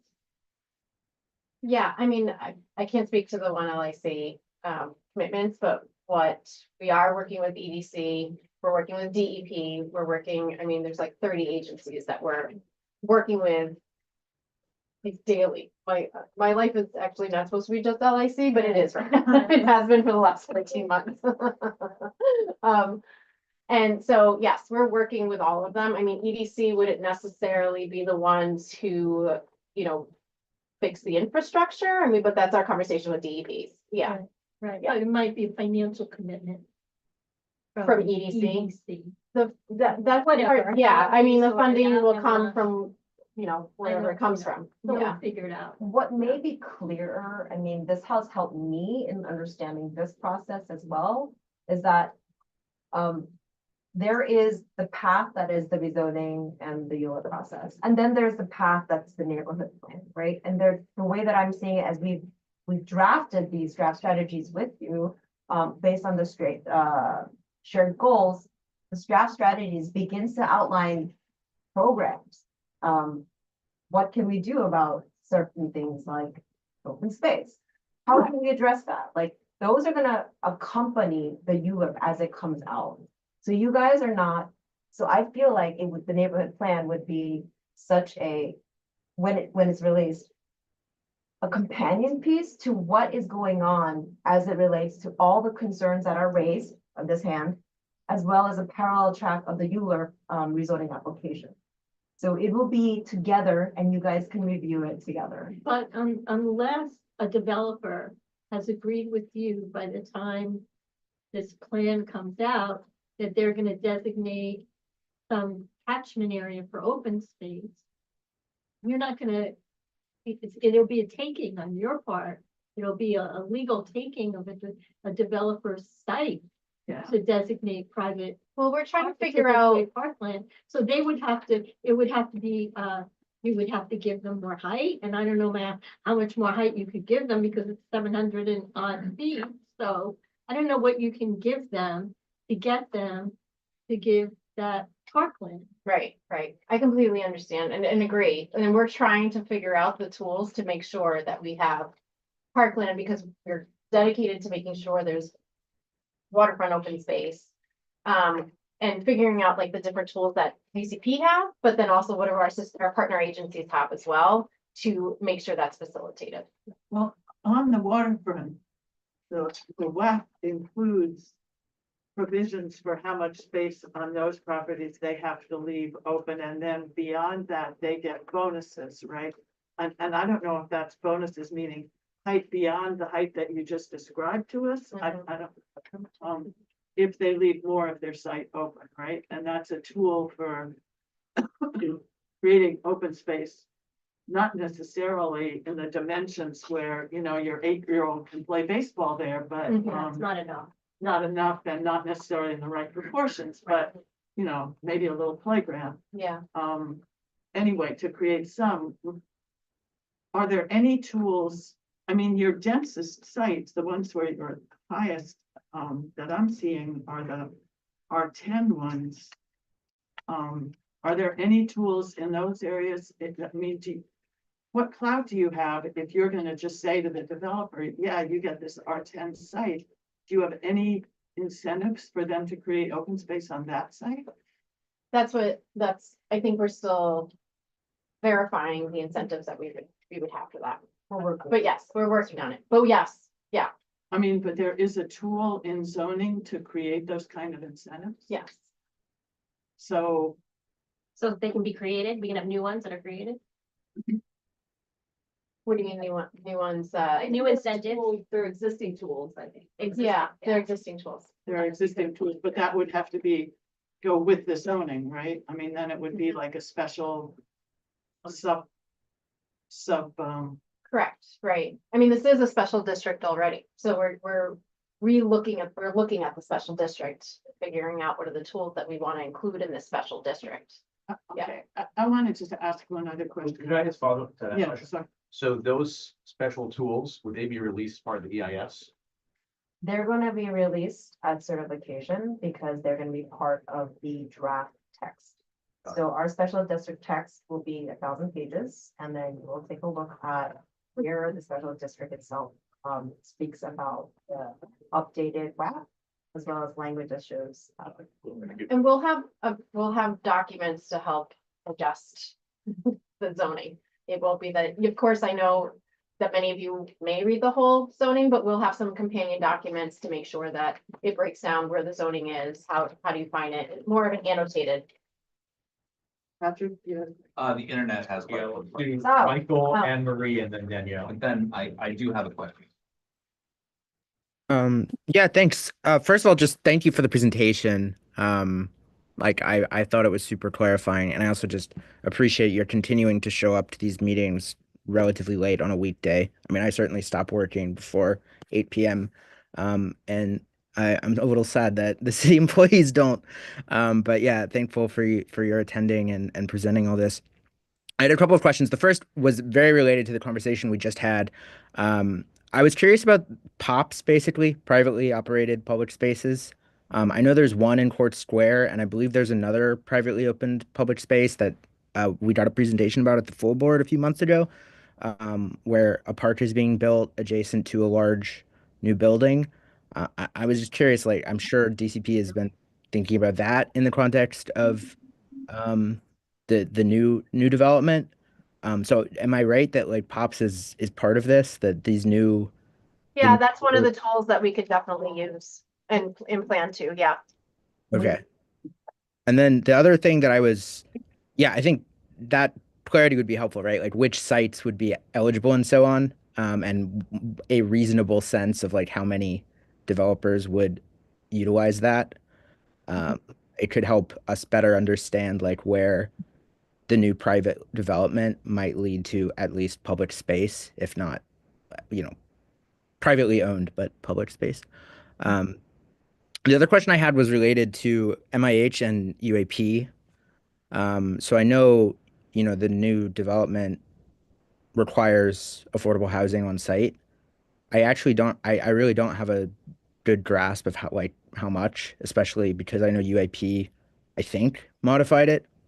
Although I'm not like crystal clear on that. So I was just curious if you could speak to, in these new buildings that may come about as a result, these kind of large mixed use towers that would likely result, like what would the unit mix look like in terms of market rate versus deed restricted affordable or permanently affordable, and the income ranges of those units? Hi, everybody. I'm Colin from the Department of City Planning. I'm usually the liaison for CB1, but I'm stepping in for Katie today. So yeah, UAP and MIH, I understand are kind of confusing as concepts since we went through HO last year. But essentially UAP is a as of right opportunity that a property could take, whereas a rezoning that with MIH mandates it. But they both are at that same higher FAR cap. So let's say an R6A, you could build up to a 3.9 FAR under UAP, and MIH also is at that 3.9 FAR. But there's a mandate under MIH, which is all the districts, or the lion's share of the districts that we're proposing here would be mapping MIH. And that proportion still stays the same, depending on the MIH option. So it's ranging somewhere between 20 and 30%, depending on the depth of the affordability. And as I understood it, UAP had some new income smoothing or something like this. Like you could have a range of affordability options, and that made it more likely that they would be some deep affordability. Like, can you speak to what, I guess the range of options and the Yeah, it permitted income averaging, which under the previous iteration of UAP, all units had to be at that same percentage. Let's say if it's 80%, all of the units had to be there. So under UAP in that, that voluntary option, now you can average between a variety of incomes. And does MIH, so what I mean is, does MIH have that same flexibility, or is there? Right, it does, and it always did. It was just it always did. Okay. Well, it largely did. well, MIH was based, I didn't think it was averaging. Was it? I mean, I think it depends on the option. Yeah, it depended on the option that you had for MIH. Let me look it up. Yeah, I think when we hear, when you put on the side, right, like mandatory inclusionary housing, I don't know that people understand what that means. I mean, I understand only at a conceptual level what it means. So I think it would be helpful to just be able to understand the unit mix. And I appreciate that MIH has options, but just like the potential options, just so we have a sense of, like what I would like to know, right, is I think from the preliminary EIS, there were like 15,000 units or something like this projected. What proportion of those are, affordable per the city, and at what income ranges? So that would be really helpful. I realize I've been talking a lot, so I'll stop, but thank you for the presentation and answering my questions. As a quick follow-up on MIH, was there any consideration given to going above the legally required MIH levels in this special district? Tell me more, what? Sorry. MIH, the levels range from something like 20, 25 to 30%, depending on the option. Was there any consideration given to going above that for this special district that you're creating, and not just More stopping affordable, at The MIH? deeper affordability. or greater percentage. Greater Right, yeah, percentage. exactly. Yeah, both, either or and. Really. And can if it be not, considered? that should, I would encourage you. Yeah. to look at that. Is that part of the We feedback? can look into that, but when MIH rolled out about 9 years ago, the city had studied what is that sweet spot without going over, so that is legal and like. Sure, but that was a citywide average. This is a special sub-district that's Correct. just LIC that's That's very true. highly desirable. And 9 years Developers ago, want to come here, outdated. so we could 9 years is outdated, do but it is. but we 35, have 40, not- 50. We Let's have see what not we can looked do. at that. Sure. If you want to have that change, it would require a text change. So you haven't looked at the 35 or so.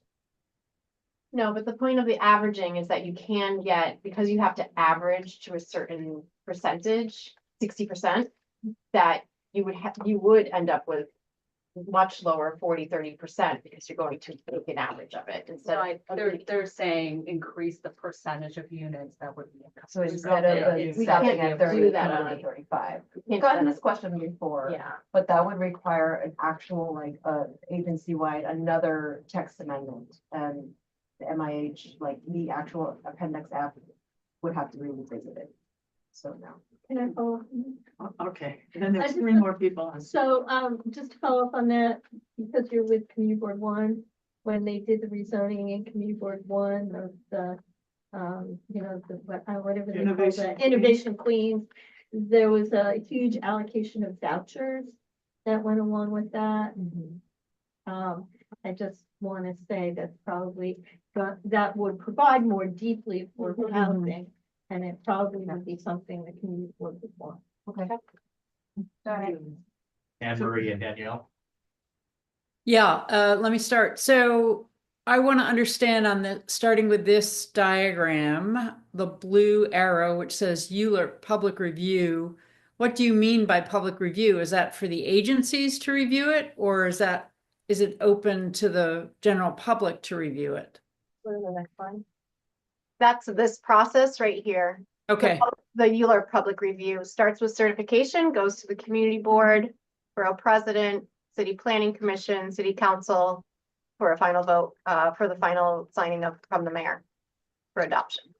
So doesn't the borough president's office and city planning and city council have some of the current restrictions that the community board has where they're in recess over the summer? They're not in recess over the summer. No, Okay. they all meet. Okay. Can you go back to the slide about the publicly owned land and the upcoming review on that? The plan will do. So am I reading your diagrams correctly from existing to proposed land use framework that you're not considering that area at all in this plan? The area that says no changes to use or bulk, you're not considering a review of that? That's been removed from the scope? So are you done with your question, Anne Marie? Yeah, that's the area where at the top of the plan, right, that's where the DEP building is. So I'm trying to understand if you're removing prospective zoning changes from the framework. Got it. So it says no changes to use or bulk, but it is part of our special district because it will get a revised waterfront access plan. So our goal is to connect the Queensbridge Park to the north and Hunters Point South to the south and make it a connected waterway. So whenever there is a change in or development on these sites that are grayed out, they will have to meet the requirements of the revised plat. But they're not getting a rezoning. That's that's what's showing. But they are part of the special district regulations. And it's Con Ed site, it's not DEP. Just want to clarify. Okay. Okay, I think those are the only questions I have for the moment. I will have more. Danielle? Thanks. I have a couple questions. Starting with publicly owned land that is getting rezoned for more flexibility. Won't that make that more valuable, as I think Lisa or Christine said? And doesn't that then mean we risk the city selling that land? And as I think everyone knows, in this district, or in this community board district, we have fought selling public land to developers many times over. So that's question one. And the question I have is there some way that we can protect ourselves from that happening so we don't have to protest as we've done in the past? Second, the neighborhood plan that will come out accompanying the zoning that we'll review, is that binding? Is that with numbers, like with investment numbers? And are we going to be able to vote and give input on that and then make it a binding plan? And then third, affordability. I think what would help, I can't guarantee it's going to make it people vote yes, but what would help is for the number of units and how much affordability to be boldly highlighted, like not just mandatory inclusion, but like how many units will be affordable and the level of affordability. And then my question about that, will 485X, the state program for affordability, also apply to some of these privately owned developer sites? So wouldn't that be more affordability? Although I question if that program actually is affordable. And then my last just comment is that I think we just need to be careful to make sure any of the hearings that the borough president or city council have don't end up in August as the hearing this past year did. because I know that that was problematic for a lot of people, including my assembly member who was on vacation during that hearing. Thank you. You go with the second question, I think she asked about the draft labor plan. Okay, Wait, what was the first question? She asked about why rezone the city-owned sites. oh, the rezoning of the city-owned Expensive. sites, okay. Yes. Sorry, I'll need reminders. Sorry. So to answer the city-owned sites, I mean, there's gonna be a formal process that will, and we'll talk more about it, on Saturday and can bring material to our next meeting as well. But there'll be a process to mandate what will happen on those sites. So we will be very prescriptive about like, this is what we're gonna have on the sites. I can't say, I mean, it depends on what we put on there, will depend on the right strategy of if the city keeps it as city property or the city owns the land and leases the lands building above, or we sell the land with these restrictions on the land. But ultimately, there'll be restrictions on the land to make sure that we get what we want on that site. And then for the plan, so I don't even know if you can see me. I'm just like I don't think you. No, I'm like, I don't Can't think see you. talking to you like you can see me. Sorry. So for the plan, yeah, sorry, I feel weird not being able to see. Hi.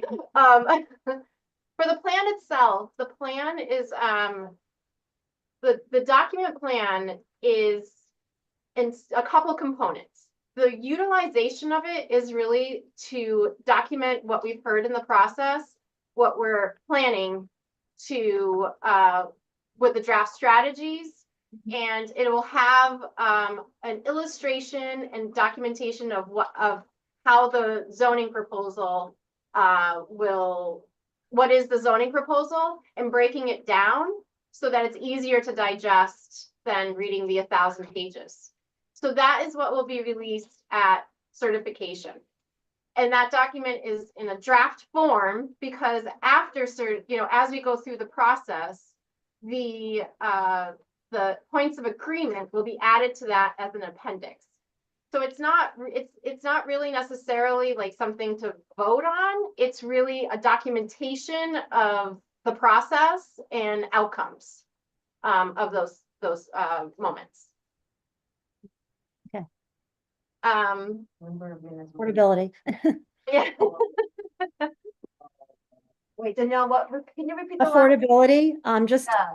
one, highlighting it to help, but also will 485X, the state program for affordability, debatably, but the state program, could that apply to private developed sites? Yeah, I'm pretty sure that can apply to, it would definitely be able to apply for privately owned sites. But MIH will be on there as well. So, No, I know. yeah. I am painfully aware. Yeah. And then just the August or the summer hearings, just making sure there's no. Yeah, we're definitely looking at calendars to make sure that August is not a point of where we would hold public hearings. Cool. Thank you. And whose hand, there's a hand and then a sort of white. Someone named usually Sacramento. Yeah. Hello. Board member. Hello, can you hear me? Hello? Well, I think not. Yeah, Yeah. they could make a public comment at the. Yeah, sorry about that. We're not gonna allow a public comment right now, unfortunately. Oh, okay. Okay, thank you. But we will have a board meeting in early February where you can definitely make a public comment. Yes. Okay, thanks. Yeah. So the question around potential green space at the waterfront or private developer can choose access. Somebody mentioned the POPs. Would Greenpoint Landing and some of the examples that have happened there be like a good example for folks that are kind of less familiar with this and folks that might be a little reluctant to not having or giving up the opportunity for a park in a clear definition? Domino Park. concept, because they had the park space and then the whole domino, like refurbishment that I think that is also a good example. Yes, I was thinking of closer to CB2 where people can walk, but yes, Domino Park is another potential good example, maybe. That's one Well, it's question. funny that you say that because when we did the walking tour, we wanted to actually go across, but we're like, this seems like we're gonna be out here for 7 hours, so we thought it might not work. But I think, anywhere looking on the waterfront that has been rezoned recently are definitely tools that are in our toolbox. And so the look and feel of these other areas are potentially what we can look as potential for this area too. And it'd be great if people did look at those spaces, tell us what they liked about those spaces, what are concerns about those spaces, would be helpful to everybody here too. And then my I think- second, oh, I'll just add that. Apologies. I just want to, there is actually an example in CB2 that just recently opened in the fall or so. It's at Malt Drive, so it's right along Newtown Creek, just around the corner from where Gantry is, or not Gantry, transitions to the other part. But yeah, that's a really great example of a WEP, and you can imagine that the one that we're designing now is going to be similar in regulations. Are you guys gonna do a dog park where you have a choke point where the dogs have a triangle that they can get stuck in like you did for Malt Drive? That's a really good concern to hear about, so we'll make sure that we avoid that. Yeah. Wait, so that means the example, I'm sorry, just to clarify, the examples that we're all citing, the 3 parks that you all cited, do all of them have in common that it was on the developer to make that park? So it was still, it still needed to be like on the private investor to make that a public park. So That's just like not secure enough though, right? Like that new park is beautiful, but it's not green. And it's meant for you to just go through. You're not really welcome to hang out there. And apparently you can get, my dog can get stuck there. No. But just to note that, like, yeah, let's ask for what we really need and not just take concessions like this. And Patrick, you're going on. oh, yeah, can you go to the last slide for the public review process again? There we go. So we need, the borough president and the council member on board nominally. I know there's nobody from the VP's office here, but Lily, do we know if the council member is feeling positive, feeling less positive, skeptical, TBD? she's still on. Oh, is she still on even? Let me check. She's on. Yeah, sorry. You're addressing me. It's a little hard to hear. Oh, sorry, Lily. So Yeah. the question was, how is the council member feeling about the process? Should I paraphrase for you or? No, yeah, that's it. And, just wanting to hear from you on that. Yeah, well, I don't want to speak on behalf of the council member, but the council member is very much working in partnership with DCP and the other city agencies to continue to move this project along and to continue to hear from the community and gather feedback. And, we're very much working closely every single week with DCP, to continue to be a part of this process and see it develop. We spend a lot of time together. Fanny? Yes, I have a question, about the, DOE sites around there.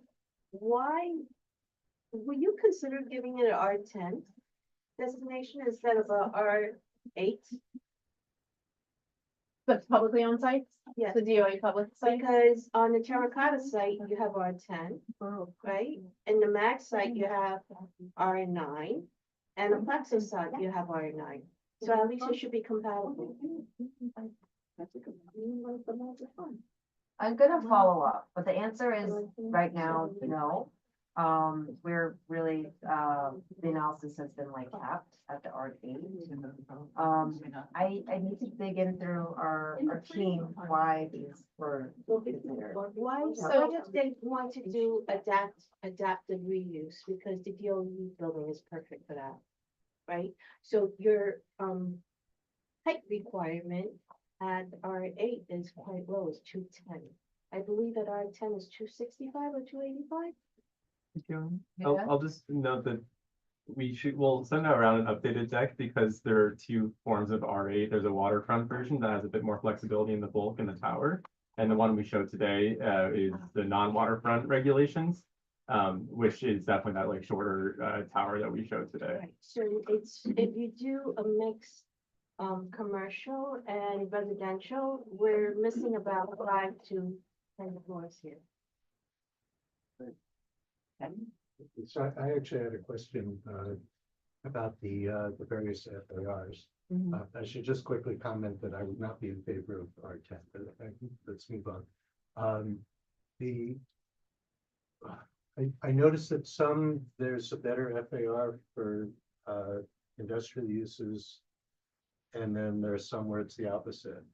And so that would seem to say that, for example, when you have a higher FAR for residential than industrial or commercial, what would be the motivation for an owner to build anything industrial? I think the way that we had faced the mixed use is, we know that there is a desire for residential along where we're putting the pair districts. So that's where the higher number comes from, but we also wanted to make sure that there is that allowance of the commercial and manufacturing uses. But it's not, I guess maybe I don't understand it. It's not really, is it a benefit is there something extra for going industrial or not? It just seems like it's a lower FAR for industrial than residential. So I don't see how that would encourage industrial. It will encourage, I mean, I think what the encouragement is that there's already an IBC there. And there's going to be a core area where there won't be residential. And so as that grows, people are gonna want to look at that buffer area. And we could see that mixture of happening there. So it's not that, people want to be adjacent to certain industries. And so I think it's the adjacency that we're looking at, but we also recognize the fact that some of those uses shouldn't be abutting up against a residential neighborhood necessarily. But would So- that make sense to give a better FAR for the industrial uses? That because the residential is sort of that's a given, but you don't have to kind of benefit anyone, particularly with residential. I mean, I'll just add that like FAR isn't the only thing that Yeah. Motivates someone to build industrial. Like you could give someone 12 FAR for industrial, but they realistically maybe only one or two. So we're not trying to be bullish in like just handing out density wherever just willy-nilly. And I think also like this isn't necessarily just in a vacuum. If someone wants to build that building, they might have a motivation outside of just what the zoning permits. So I think that's a little bit of our ideation there about why we might have a little bit of a lower FAR for those other uses. I want to recognize Anatole, who I think is been waiting. Yeah, hey everyone. Couple of comments about process for our CB2 process. Hey Karen, did you say there was a 1,000-page study coming, right? Is that correct? well, I think she's just throwing an estimate, just knowing how much zoning text. But a significant, Sorry, substantial. It might be thing is coming, right? 900. I don't, just knowing how the zoning resolution is laid out today, we're going to be editing this area. Yeah. If it's 899 pages or 1,001 pages, I'm going to hold you to that. No, I'm kidding. But for our process, when I think a working group to review that makes a ton of sense. And once that, if I don't have volunteers for a working group to study and break this down for the rest of us, by the time it comes out, I'll just assign folks. So just a heads up. And then the other question I had also for our own CB2 process, do we want DCP to come present this again on February 6th? Or to the full board. Yeah. Yeah. What is everybody think? Why not? As frequent and often as possible. I think we really need a time box at the start. Yeah. Like, Yeah, can't be more than yeah. half hour. I mean, I think it is, Yeah. it's only fair to do this for the full board, whether that's February or March, maybe we should look at the agendas and just consider this. Yep. And I would ask, I don't know if it's. I know we usually do this with a screen, but even this far away on these slides, it's really hard to. Yeah, we're gonna to figure see, that and out. So, I mean, maybe handouts of, if. Or if they email this to us, we can email it to the. Yeah, Or well, people could get it in advance. It's just, it's very hard to absorb absolutely. even the presentation. But I think, yeah, doing it for the full board. And then, I second that, Pamit's idea about having a fixed time. So it doesn't take their whole evening away, but also forces the board to really think and focus on the key points and ask some Yeah. pointed, relevant questions, and then. And maybe Yeah. we don't ask any questions. Yeah. right, Yeah. if we ran that before. Maybe the committee can do some like structural props so that we can Yeah. focus the entire board as to what type of questions Right. to be asking. And I, as always, will crack the whip about Q&A, so don't you worry about that. Well, Time management. we will have to- oh, okay. can I just say, that point, right, you need to make the distinction between, the plan, the neighborhood plan and the Yeah. rezoning, like just from the get-go. Yep.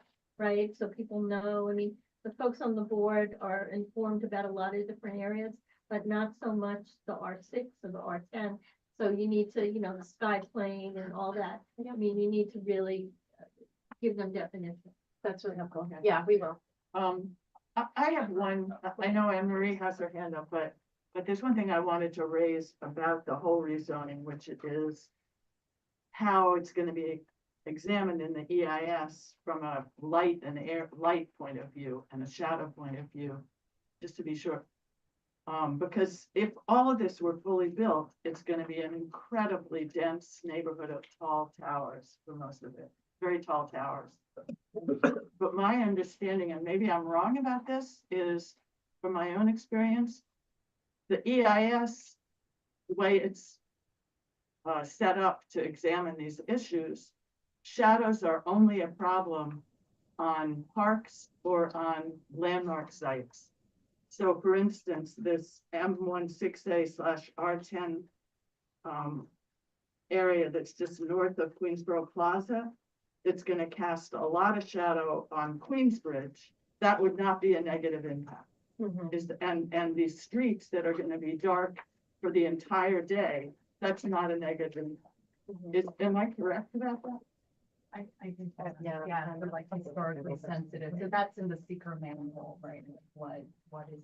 But just for the average person living in New York, walking down the street, if their street, or living on a street, if their street is in shadow 24 hours a day, well, anyway, 12 hours a day, that is not a negative impact. Is that, I just want people to be aware of this. I wonder, Chair, how you would feel, like, if maybe at the next committee meeting, we can like dive into like the EIS content a little bit more, to like understanding what comes in, how that process goes.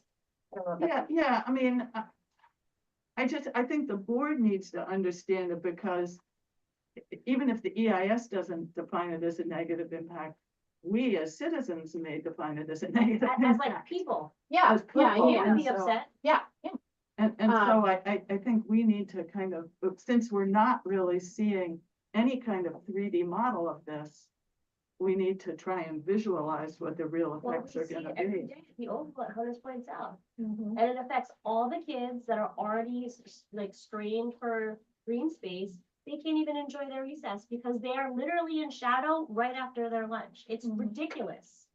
I don't understand, how can we update these negative impact rate standards? Like, what's the process? I guess we want to dive into it next month as you suggested, but doesn't that feel strange as like you guys are working within these EIS standards and as residents in your own neighborhoods, that would literally be a very real palpable negative impact, and have that not be part of the guidelines? That's like absurd, right? But in that case, I think it was, the shadow was on an open space that would be considered. isn't this gonna be usually on this waterway access plan and open space? Like the master But that's plan? only the stuff on the waterfront.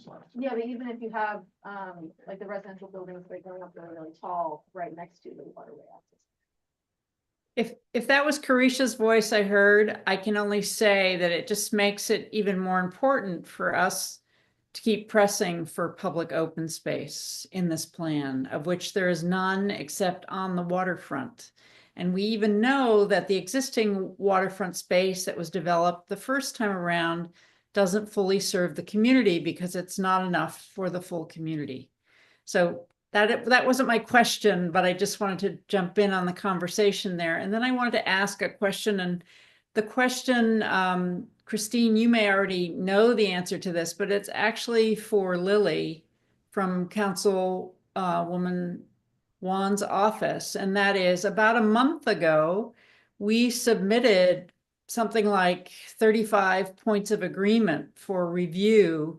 We reviewed them with a kind of a committee of your staff, of Councilman Wan's staff, as well as the DCP. And what I'm asking for is, what's the status of those? Are we going to get feedback from the council member on those points? Because they're points that are very important to the land use committee and ultimately to the board in terms of what we will accept in terms of the proposed zoning changes. Yeah, thank you for your question. This is something I'll have to circle back with you on. I don't want to speak on this before, getting a clear answer straight from the council member herself. We received your list of commitments.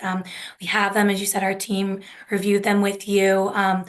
Let me follow up with the council member and, let her know that these are still top of mind for you and that you would like an update on how they're being taken into consideration, and we can follow up offline on this, so that I can get you an answer that's reflective, straight from the council member.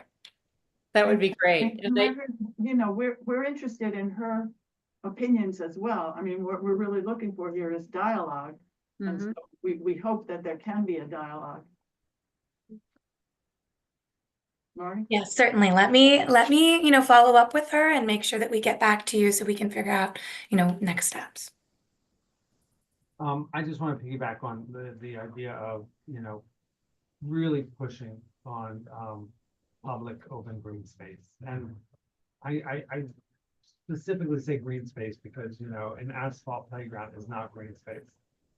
And, I don't know what the numbers are, but there's been studies that say people should be, X many feet away from, or X many blocks away from a open green space.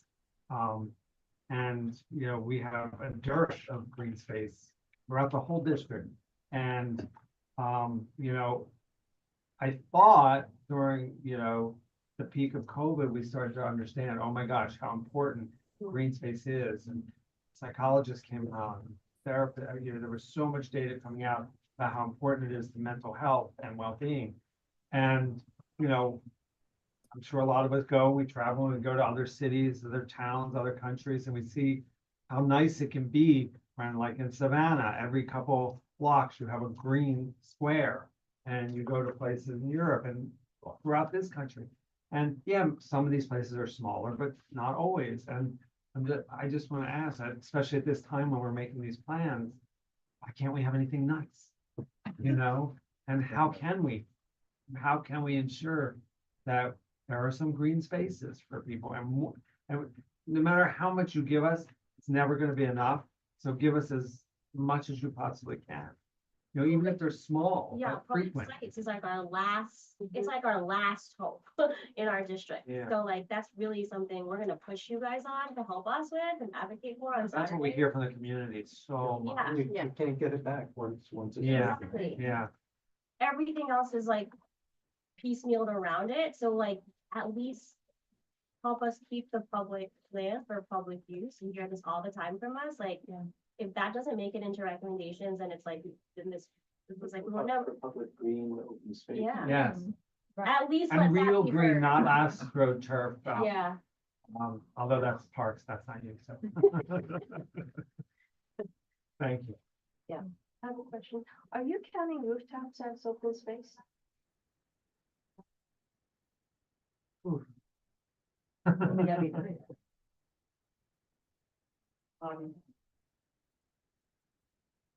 Thank you.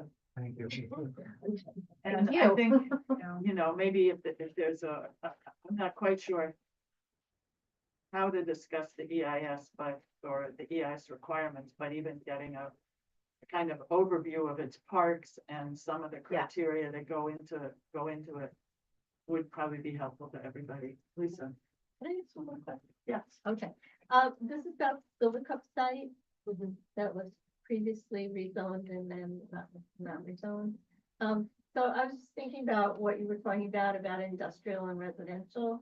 Would you see that as kind of an opportunity if they wanted to build more studios there as that kind of model of industrial residential? Is that the M1510 R10 zone? Is that right like, next to the that's bridge? Silver Cup, yeah. Yeah. Yeah. Students built there, coming up. Like vertical design. Sorry. Yes. Have you talked about that? But could you build, I don't, like just how a studio is, I don't think you could realistically build residential with a studio because you have to have height. But anyway, No, I mean, when they did the rezoning many years ago, it was all that. It was like the Emerald City. right, I remember. Yep. Yeah. And just going back to what Anne Marie mentioned about the POA maybe isn't, I understand now that it's gonna be a part of the Euler process, so maybe we need a different acronym.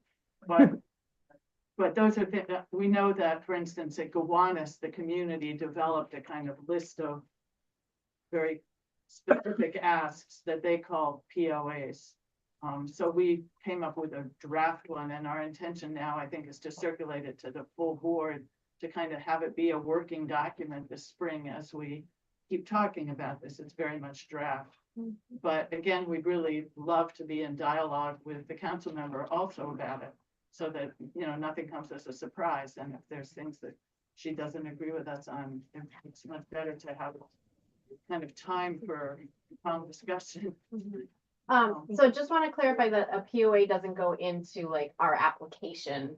And so I just want to, a points of agreement doesn't go into the application. At the end of the process, there's investments and programs and policies that don't fit, you know, in a zoning resolution that are designed to go along with the rezoning. But I just wanted to clarify that it's not an official document that's entered into the Euler process. Thank you. And I understand that. I Yeah. just meant if we keep calling our list of important points POAs, people are gonna get, and people. hear Oh, POAs, fair. it Sorry. just I just seems want to, like better to see, I'm come up already confused.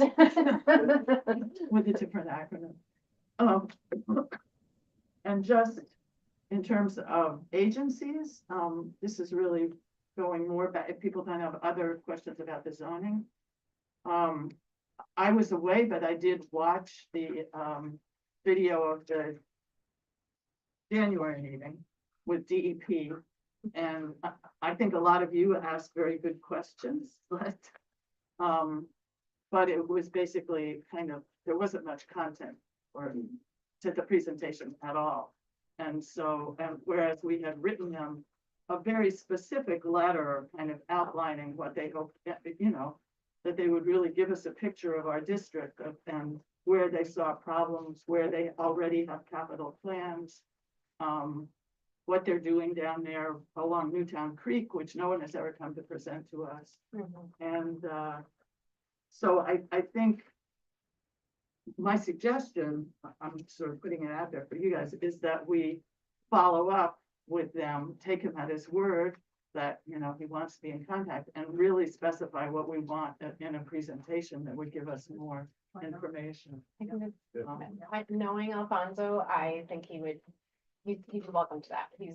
But he been might not very be the great right for it. guy to do it. He's gonna have to go to more technical people, and it's probably gonna take them a little work to actually. Potentially, I'm just saying he's been a great liaison with the ECP, and I think he will be with you all too, as he said. Okay, so just so you know, we're doing, I mean, Yeah. You know, we really need to be more informed, Mhm. both for our kind of capital budget review process as well as for this, you know, one LIC plan. Yeah. So we'll be working on that. Is there other, did somebody tell me they had other new business? or old business? I did, sorry, Go ahead. sorry, guys.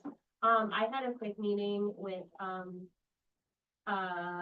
Dirk from Sunnyside Shines, and this also came up at the Arts and Culture Committee meeting, a couple of weeks ago about Bliss Theater. So just a quick update, it has been purchased by, ZP Jasper, and also again, you can chime in with all the information that you know about the purchase. They are open to, if we can transfer the air rights, over to the Wendy's site. Apparently, CB Jasper is open to purchasing that so that we can save the theater and they can develop residential on the Wendy's That's site. really good news. So who had this conversation? Dirk? Jerk. Dirk? Yeah. Okay. So, there was two suggestions that, he recommended I bring to the committee. That we write two letters. One letter is, specifically to the Landmarks Preservation, Commission, who present at land use, I don't know, next month, and I don't know, whenever. And so that we can also present as, I don't know, we can figure out if this is something that we can also do in joint with arts and culture. A greater argument as to the amount of Art Deco buildings in our district that should be landmarked. So that things like this, where something like this theater is under threat, does not happen to the rest of our buildings. The second suggestion was we write a letter, asking the current owners of Wendy's, which is franchise, to meet, and this is something that we may have to coordinate with the, well, we will have to coordinate with the support of the council member, to discuss this type of idea, whether, because that block, will have first floor retail, and maybe we can just help facilitate the conversation in which they might be able to, you know, be in the first floor retail, I'm sorry, not their current site, but the site next to it that's already being developed. Is that right, then, that block? Or maybe it's the block on the other side of it. Anyway, that's on the other side. Yeah. Those were the two ideas that, Dirk had brought to me, and I told him I would present it to you guys and see what you thought. And furthermore, the new owners of Bliss Theater, are also more than open to have, Talia Spanish as a tenant if we're able to preserve the building. Wow. Well, that's very encouraging. So Your specific suggestion about landmarks, though, was that we invite someone from landmarks to come to our meeting or to come to an arts and culture meeting? come to land, unless you feel like it's more appropriate in arts and culture, but this was what Dirk was thinking that should happen, because apparently he has spoken to them and we've always expressed interest in, outer borough projects, but has actually never come and, talked to anybody about it. I mean, given that they turned us down. Yeah, I know, I mean, I told him that. Yeah, I know. I know. I mean, what do you think, Amber? I think it's fine to, Yeah, I'm just wondering who we would speak to at Landmarks. Would it be Sarah Carroll, the That's commissioner? what he said. I would say it was Yeah. Sarah Carroll. Okay, I mean, she's pretty open and welcoming, so maybe we could have a meeting with her to discuss it. You know, I've worked with her before, and again, I think she might be receptive, but we'd have to position it somehow because they've already voted against this, right? Right, yeah, right. I didn't have enough time to get into understanding that nuance with Dirk, but I was like literally coming to the community board meeting. But yeah, just wanted to get that update because it seems like there's a little bit more opportunity to try and save the theater if we can. I don't understand about, do they own the Wendy's site? No. They own the Wendy's. A Korean family. No, they're not the same people who own the church. I mean, who own the Bliss. No, a Korean family owns the. So Wendy's site. why does this developer want to transfer the air rights? No, if we can get the owners of the Wendy's site to sell their rights to those who just acquired the Bliss Theater, then they would develop on the site behind Bliss Theater instead of tearing down Bliss Theater. behind the Bliss Theater. We just as a committee can't Yeah. facilitate any of it really, because No. we're city agency, but we could vote our support of something. Oh, for okay, an so we can't organization. facilitate. Okay. I don't think we can, right? What, the two private owners? Yeah, they have to do it on their own, but we They can. have to do it on their own. Support it. We can definitely Or support it, encourage and I it, think, Okay. but I don't think we can facilitate it as We a do. city agency, I know. right? Why we don't do food, I mean, if he wants to have a meeting with them. Yeah, you get I mine. think Well, we so have far- to discuss it. Go ahead. around the Bliss Theater, we have a kind of informal subcommittee of Anne Marie and Eric and you. Grisha. If that's enough of a group to flesh out, you know, a letter to landmarks maybe, and we can. And I know that Eric was also looking into National Register status as a Yeah. alternate to landmarks. And Okay. he had to leave early, so I don't know if there's any update on that. But Or- that's another piece where we might They not. submit the application, I know that. Oh, Anyway, the application for being six to celebrate. Yeah. okay, I'll, do this. I guess our role is like, we just care, we just care more like other owner. I think we're definitely, I mean, we'd be more than happy to have landmarks here or to be in support of anything that, you know, these parties seem able to work out, so. I mean, but that's positive news. Yeah. Thank you. One quick thing. I just want to thank city planning for doing the maps the way they did this time, because it was, for me, a lot easier with the numbers. Because I didn't have to rely on the colors, so thank you. Oh, good. We're gonna make sure we do it better next time. No, it was Every great. time It we was come to great. you. It was Okay. great. Let us know, Very helpful to me. always point out to us what we need. I appreciate it. Try- I got my COVID vaccine yesterday, that's why I was like, I can't live.